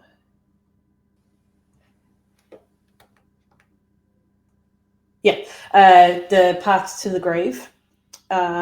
So as an action, you can choose a creature you can see within 30 feet of you, cursing it until the end of your next turn. The next time you or an ally of yours hits the cursed creature with an attack, the creature has vulnerability to all of that attack's damage, and then the curse ends. Amazing. Does Curse it have them does it back. does it make a saving throw or anything? No, am I not seeing it? No, you're right. It just does. I'm pretty sure it just does that. It just does. That's amazing. It's only one hit, though. I don't Okay. have like a slot for it or anything. It's Yeah, a it's like a once per thing. Yeah. It's a channel divinity, I believe. You can Yeah. use it Yeah. once until For like long level rest. 6, and then you can use it twice. Level It's for 10, short I rest. think. Then you get a second. Yeah, channel yeah, divinity. yeah. Level Okay. 6, you get a second. Sorry, once per short rest. That's right. That's It would be so OP if that is just a thing that you can do all the time. Yeah. It's once per short rest, and then twice per short rest at level 6, and then it's like 3 times at level like 12 or 13 or something like that. Nice. What are you saying, Maka, as you curse him? I have spent so much money on my fur for you to destroy it in 2 seconds.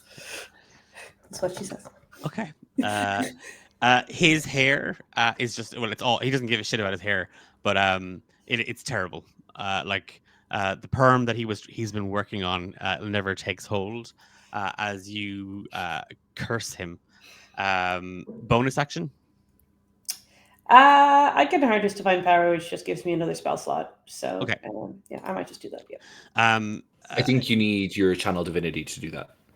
Oh, do And I? you just use Okay. Yeah, you use your channel that divinity uses to your do channel it. divinity. Okay. Do you have a Then- spell that's a bonus action? Nope. No, I don't. Okay. With his claw raised up, he kind of points it out towards you, Maka. Paltry words. Pathetic in the house of Talos. And he raises a hand up Mhm. and he casts lightning bolt. Oh God. I need again, Maka, I need you to make a roll of a d10. And this is to determine whether you roll with disadvantage on the dex saving throw. Okay, that's a 1. Okay, so you're going to be rolling your dex save. So I need Fung, Gideon, Oster, and Maka to make dex saves. Maka at disadvantage. Oh my God. I rolled 5. So the first one's a 15, and the next one is a 16. But what I did realize is that I have a reaction if I fail a dex saves. Okay. You can.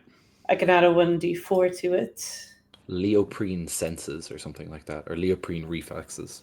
Oh, I rolled so many dice that I didn't need to roll. Where's my d4? That's a 2, so I can add a 2 on top of my 14, I think it was, so 16. You pass, so you're going to take half damage on this. Whew, thank fuck. What did you get, Gideon? 26. Okay, so No, 24. You'll take half damage. And Oster got a nat 20.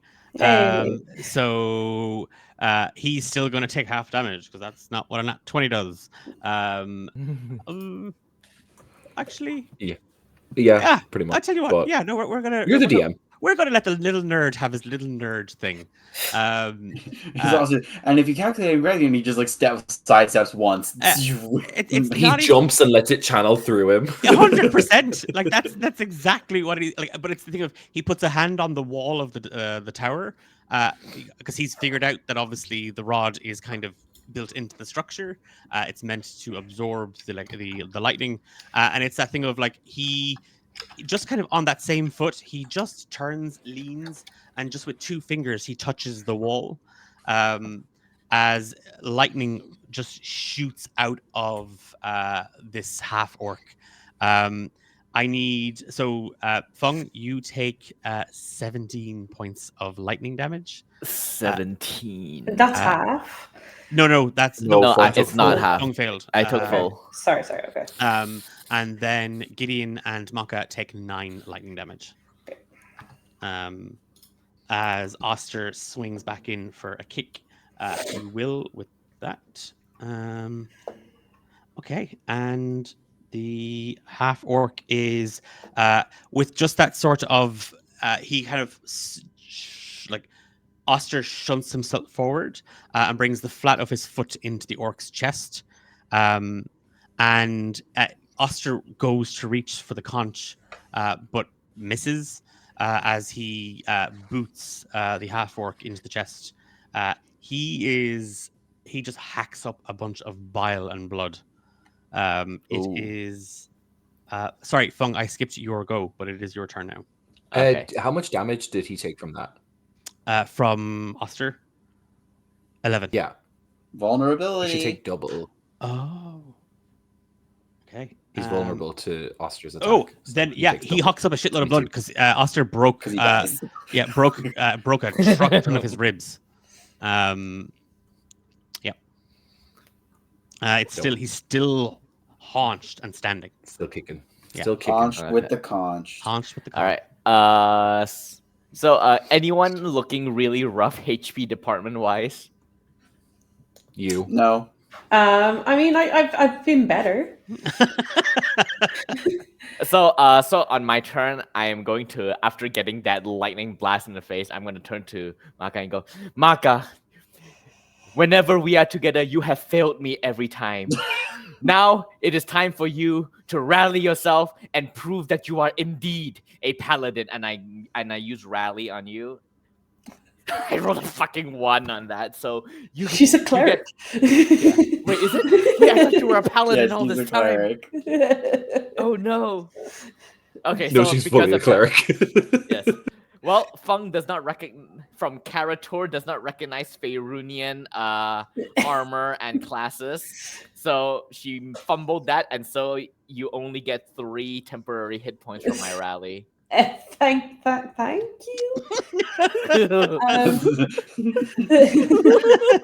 So he's like, but I'm a cleric. That's just wrong. All right, Um, and then I'm going to make my attack against the creature again, and I am going to. I should have said I do fainting attack before I rolled, but I already rolled. I think so. fainting attack requires a bonus action anyway. Wait, is it? Yeah, it does. Fainting attack, you need to use your action and bonus action to do Oh it. shit! I did not. Oh, that means I Yeah. use fainting action that first round for extra. don't worry about it. It's gone. Okay. But plus, yeah, rally would have taken your bonus action anyway, so. yeah. All right. That was a natural 1.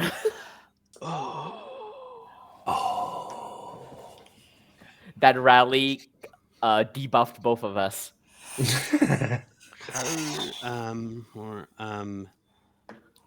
Take 7 slashing damage, Fung. As you turn to kind of like you are. I think that was inspiring towards Maka. But as you turn back, sword in hand, you go to slash out. The half orc kind of lunges at you, and you see his mouth is just covered in sick and blood. Talos. And he just lashes with his full weight. He cuts you from your clavicle bone kind of down in and right around your back as he stumbles forward. Gideon, your action. I would just like to say that after this event, Fung spends like 5 paragraphs talking about how Maka has failed Fung yet again and gotten her hurt this badly. Yeah, out of game. Maka. Out of game. Out of the story. I imagine Fung has like removed part of their armor and is like, look, it never healed properly, and it's just this faint scar down the right hand side of her chest. Deceit is just like, well, if you just remembered what bloody class she was, you wouldn't have been in this, man. He's just like, yeah, you could just not get hit. In Fung's mind, the 3 times that she's teamed up with Maka, it has always resulted in failure. Sometimes, Well, and what's it the takes common factor two in to all of that? Takes two to Gideon, tango. your action. Gideon is going to go in with his first attack with the short sword. And am I doing anything fancy? No. And I don't need to. Dirty 20. Yep, you can roll for damage. Okay, cool. So that is going to be I'm going to roll the favorite foe damage and the dice damage, which is another 5. So then I think I'll just roll another d6 with the swarm damage. 6, so 11 points of piercing damage. Yeah, Gideon, you just, oh, look, there's the octopus head. You stab into the hide armor, and you press down into it. Ugh, it's not that well made. This guy needs to learn better curing techniques.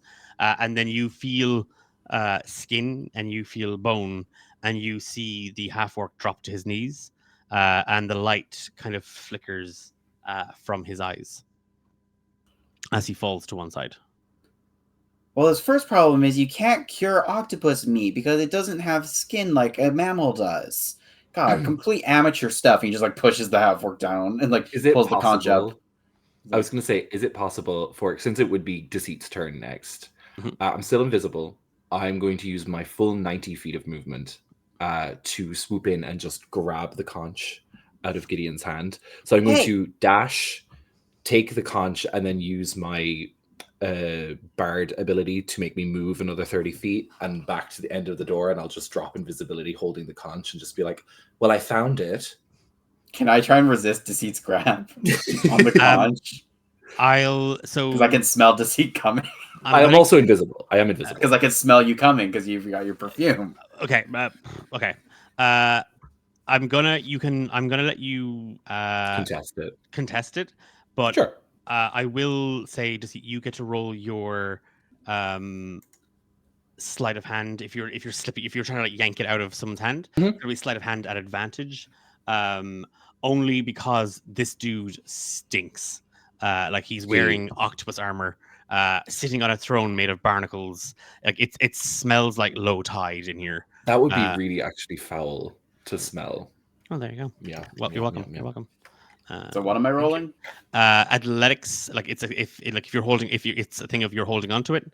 Sleight of hand. Trophy and sleight of hand to slip it out.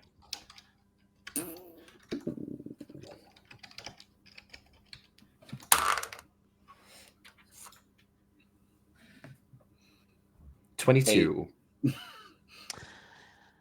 It is that thing of, hey, everybody, look at that, and you turn around and Deceit is standing there with the conch. Boring. Found it. I know it. You did. Maka, loving the new look, very punk rock. I know we're out of combat, but could I cast a healing spell? Yeah, of course you can. Oh, yeah. So I'd like to cast Prayer of Healing, which gives everyone 2d8. 2d8 cool. worth of. Yeah. Do we roll the 2d8 or do you roll it? I think she does. Oh, do I? Yeah, you roll the 2d8. Okay, I'll do that now.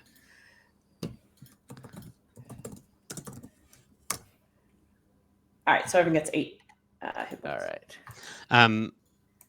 Yeah, you're standing in the room. Is the storm still going? The storm overhead, again, you can kind of hear thunder. There hasn't been any lightning, but you do hear this guy is still breathing. No. Can I check his vitals? Oh, boring. Let's leave. No. There's We should finish him off so he cannot hunt us down for revenge. There's I no don't- pulse. Oh, wait, what? We must remove his head then. Can I see if he's undead? What are you doing to check for undeadness? I want to look for a lack of lifeness. Okay. Like I want to check for signs that a living creature would have with So, like, his knowledge of biology. What I was asking, like what kind of, like, is it that, like, is it like religion in terms of, like, is this thing like an undead thing, or is it medicine in that, like, it's like I'll this do should- medicine. Yeah.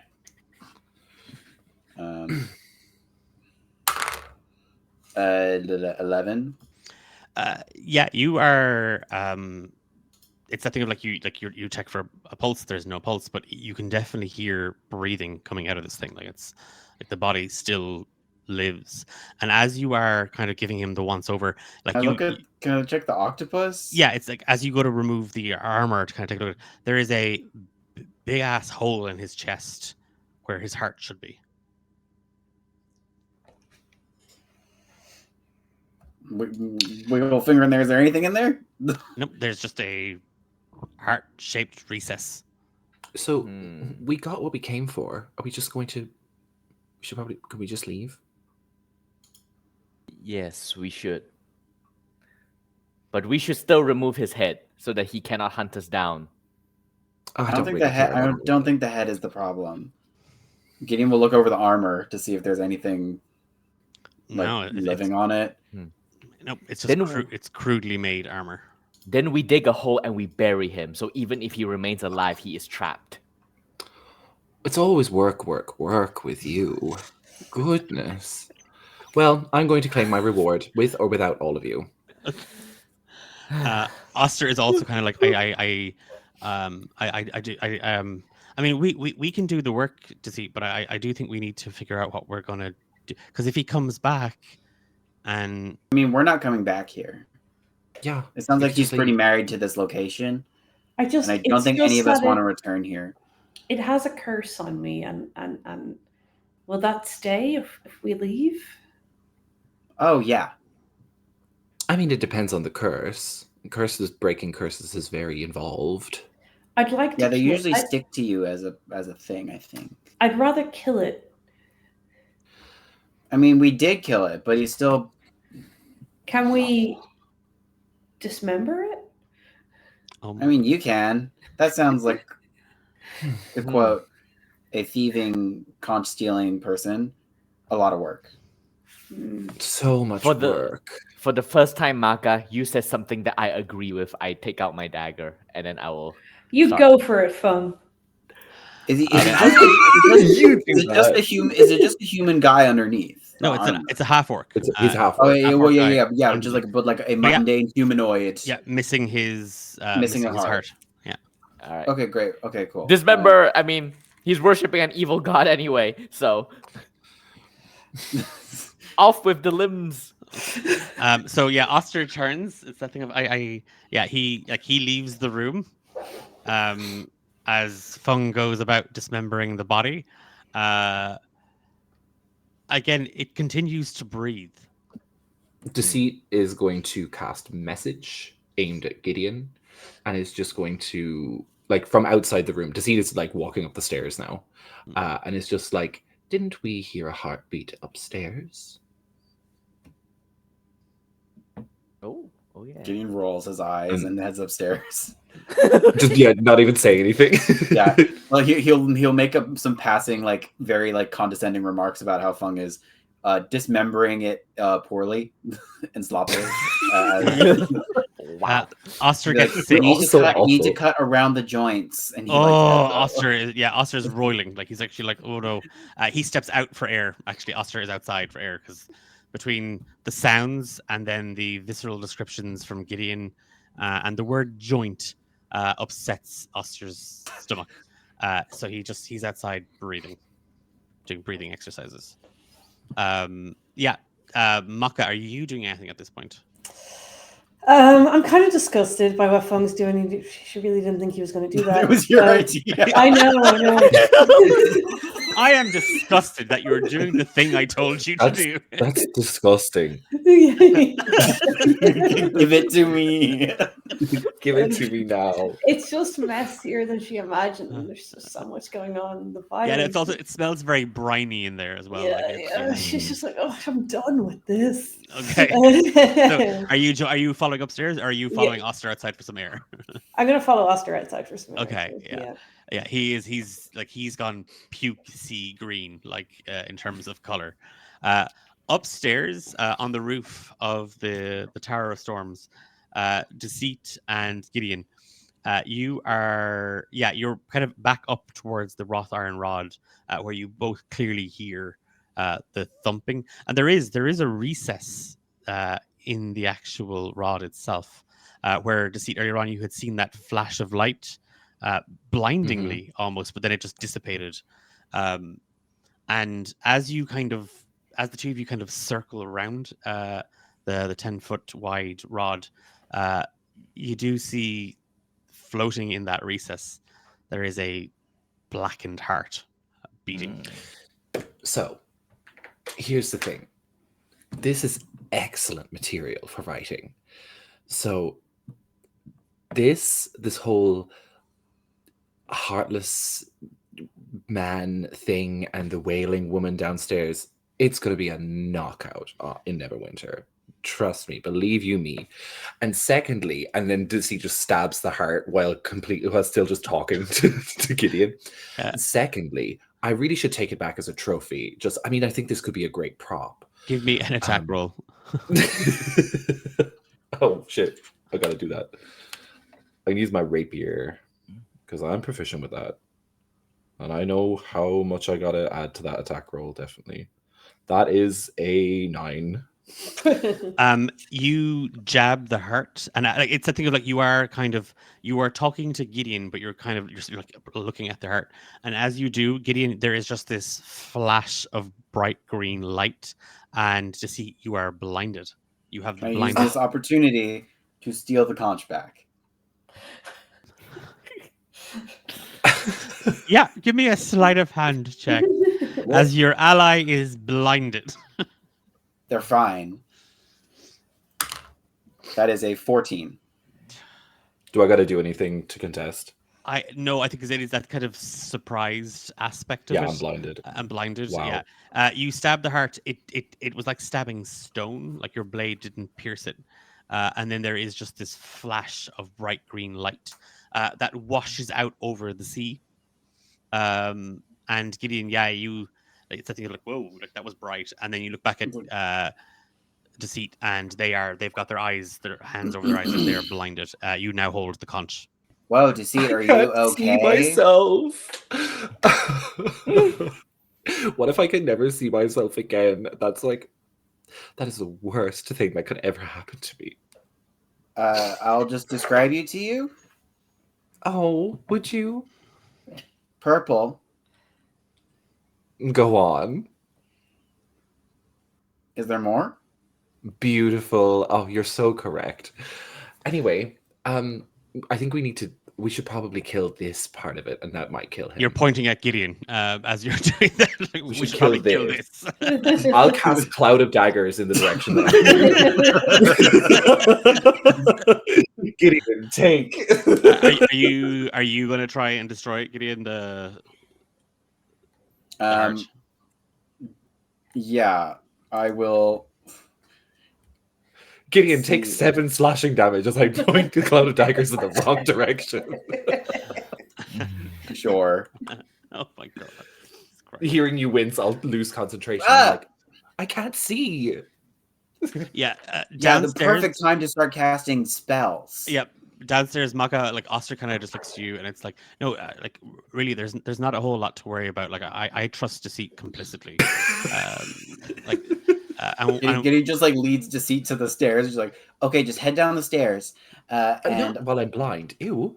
well, how else are you supposed to get down? I genuinely thought Gideon was going to push blind Deceit down. I would. No, Deceit is not moving from where they are. They're staying by the thing. How are the pair of you destroying this goddamn bloody heart? I can't do it. I'm blind. Gideon is going to like this, and with a mage hand is going to try and like pull it out of the recess. the mage hand grips the heart. You go to pull, it doesn't budge. Okay. In that case, You sound like you're having a wonderful success. I sound like I am taking this thoughtfully and carefully, unlike some people. And he's like pulls out his short sword and like starts to like. Oh, so what are you ding, going to ding, do? ding. Stab it?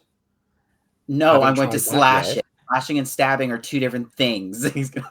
Make an attack roll, Boring. please. You sound like Oster now. How do you still manage to turn this into a dig at Oster? Oh, it's a nat 20. Okay, what's your damage die? D6. Okay, so you do 6 damage as normal, and now you roll your normal damage. 3 plus 6 plus 4 is 13. I think. 3. I 6, cut out there. Sorry. So it's 6 plus 3 plus. Okay. 4. Yeah. Yeah. No, it's. It I is. mean, I guess I can also add a D6 from the swarm. No, you're good. You've more than enough. It's I think like you are kind of swatting and still sniping at a deceit who is like again your vision is kind of everything is bright. Like it's you can kind of make Deceit, out the light is really beautiful if you step three strides forward. No, I'm good, thank you. I can't see yet, so I can't see the light. Idiot. There is just this smashing wet sound, Gideon, as you slash through the heart. The beating stops, and Fung downstairs as you finish popping the left shoulder out of the socket. At the You exact didn't have to say it like that. the exact same moment, the creature stops moving. The half orc. You Stop. did it. It Ha! was your shoulder. That's how it's done. I kick the And- head away. For the sake of expediting, and just to note, noted breaded thief. Yes, that was friendly fire, but I think it's more of a frenemy fire that we've got going on between Deceit and Gideon with the cloud of daggers thing. Wait, what? Is there? Wait. Did you actually Is there? take this? Is there? I did. Yeah. Yeah, Is there? What's the frenemy version of like enemy, like frenemy acquaintances? fracases. No. Oh, are you saying like did we actually hit each other? Yeah, Well, you hit me. Yes. Oh, for real? Oh, Oh okay. yeah. Deceit had no idea that they were going to hit Gideon, but also didn't care. Got it. Yeah. Yeah. We're going to expedite. That's this. why I stole your fucking conch. Conch in hand, Gideon, you with Fung having fully and what heart? There was no heart. Those two were lunatics. You severed that creature's life force shoulder from its artery. shoulder, where it is known to be found. So you saved the day, Fung. Maka, course. you We're present. you are there your teeth are chattering with the kind of the electricity coursing through you. Somehow you still feel slightly cursed as the mark of Talos persists. Me whenever I take my ADHD medication. And Deceit, Oster gingerly takes you by the arm and leads you. He's so happy that you are in Blind. need, like in need. I think Deceit turns and hears like all the people talking, and it's just like, "Oh, Fung, is that you? Oh, you've never looked better." There's a let out by Oster. Yes, Fung, you look great. And like staring at the fact that Fung is covered head to toe in blood. Just all But over. also, Deceit can't see. Yeah, no, we know 100%. You were led. You all head back, following Gideon, to Moral's cave, where the conch is present. And with I found your conch. Geez, thanks. And she's like, here's a conch and some lozenges. so deal's a deal. I got the conch back. I get to go rest in peace. But I guess I'll shuffle off. Why don't I raise? And she again, 5 shipwrecks rise out of the sea, and she lets you each take one to plunder. And Gideon, you have first dibs. So I'm going to call out the names. There is the star-crossed lover, the sea urchin, vain glory, the golden gull, or the orca. The sea urchin, obviously. Okay. Aboard the sea urchin, as you rummage through the wreck, you find a rather large, fat starfish clinging to a locked chest. Inside, you find a 9-inch tall blue quartz statuette of a mermaid worth 75 gold pieces. Ooh. So not a Um, single sea urchin. No, the ship is just called the sea urchin. Damn. Scam. What are you doing? He's like, I was expecting mollusks. The banshee smokes and kind of has a laugh to herself. Thung.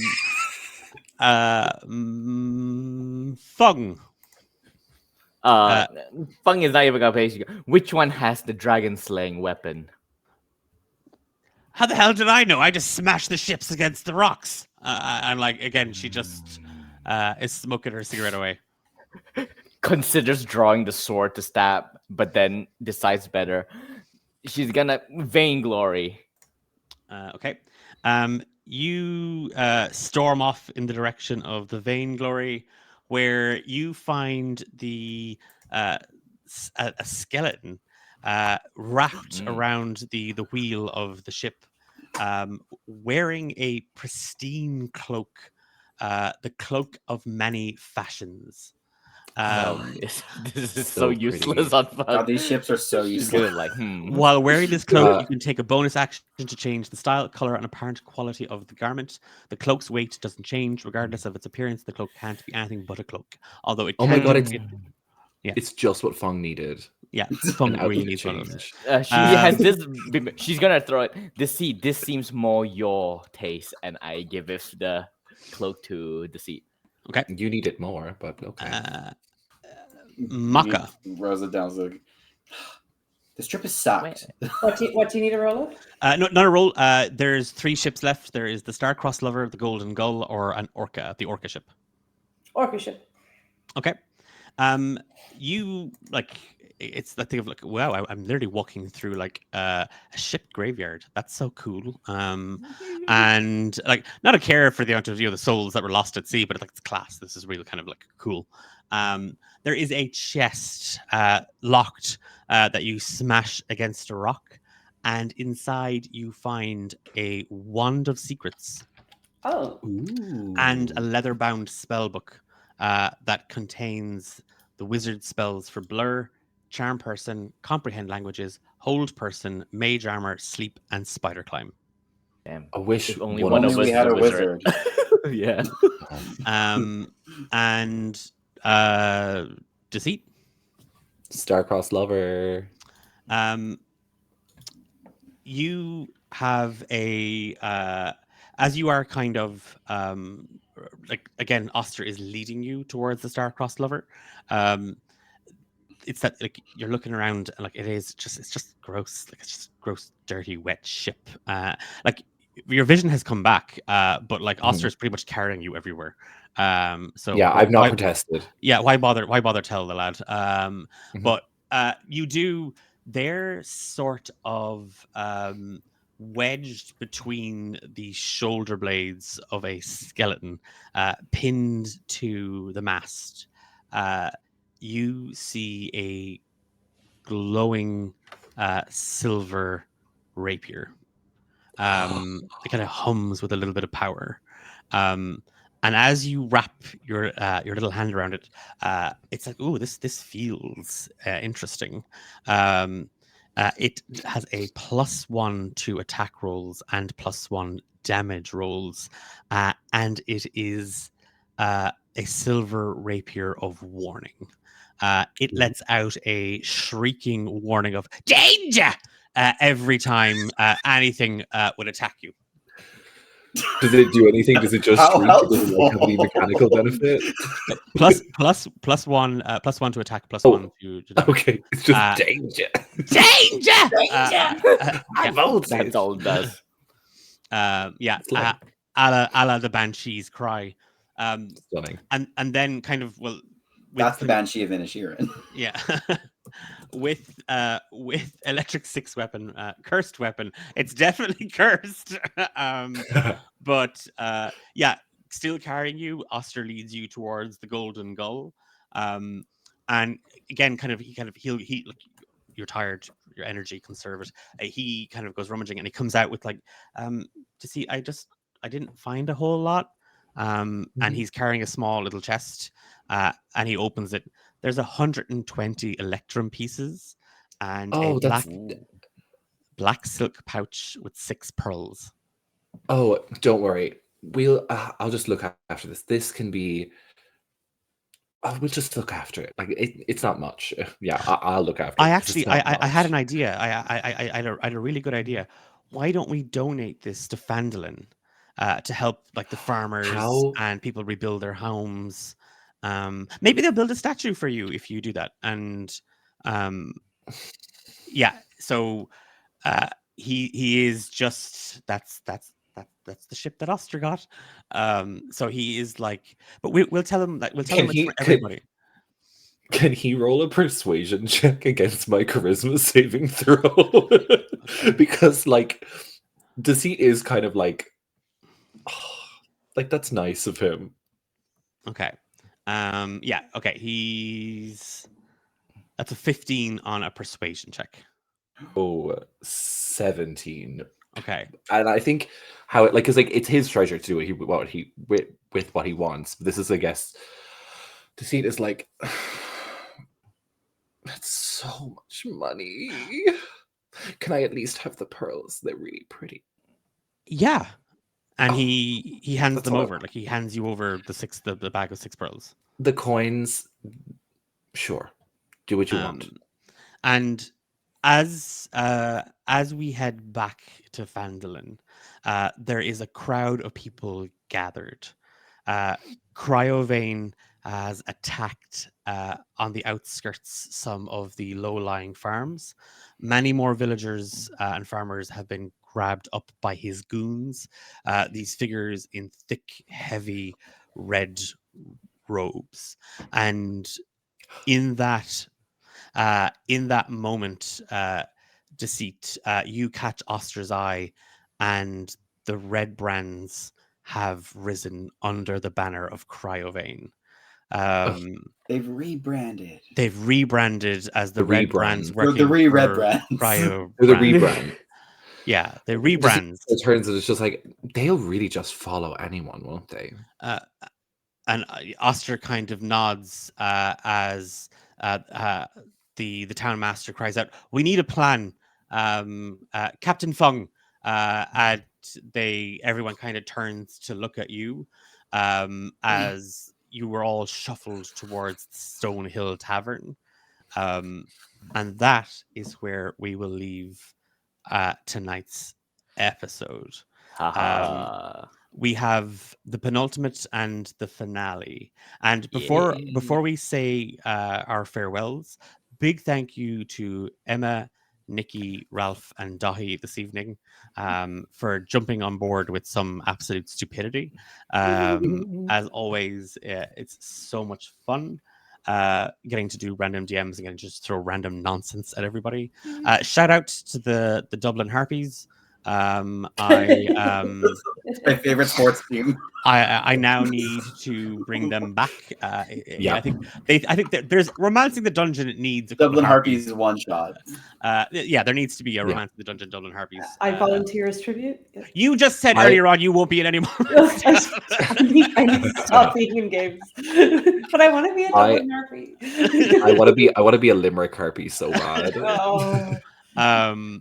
Someone needs to clip the harpies for me as well. I loved. Oh, I already have it. Oh Oh my no, God, I don't think I have those clipped, but I With- can go back through it. I'll go back through it. On that, where I'm going to roll a d4. Emma 1, Nikki 2, Ralph 3, and Dahi 4 to determine our penultimate DM. Now, in the past, what we've done, well, in the first season, we all took a turn DMing the finale. So it was kind of we moved very through cool. it. But we're going to add a different mechanic, I think, this time for this finale, given it's a charity stream, that at any given moment, the DM can be changed through charity donations. Nice. So we will see how we go with it. Anyway, We'll see how the fuck that works. yeah, that's going to be nuts. I mean, we can donate as well, right? So I could just be like, You here's... can. Yeah. We did already do that at a charity stream, didn't we? We did, yeah. We did a random DMs. And Dahi, you are our penultimate DM with a 4. Oh, a performance. A performance, you ask. Oh my God, the planning is going to be like, it's like planning a stage show. Absolutely. I've done it before and I'll do it again. That's a threat. Yeah, it's a threat. That's a threat, not a promise. Very, very quickly, I did mention there a charity stream. The 16th to the 20th of December, all D8 Dungeon streams on Monday and Thursday, Saving Grace and Random DMs will be charity streams.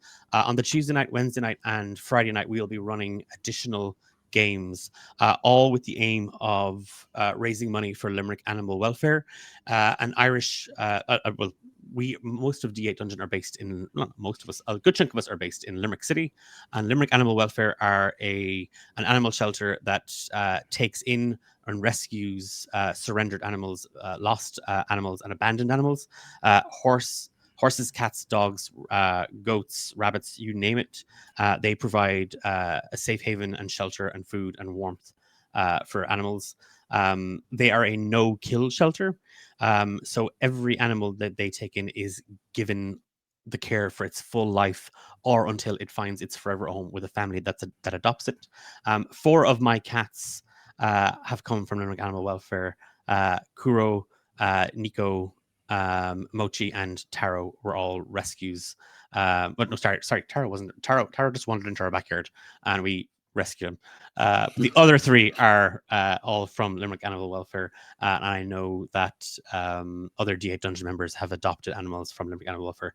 Given the time of the year that we're heading into, and how costs for running an animal shelter can be incredibly high, we wanted to do a small bit to help them out with their bills.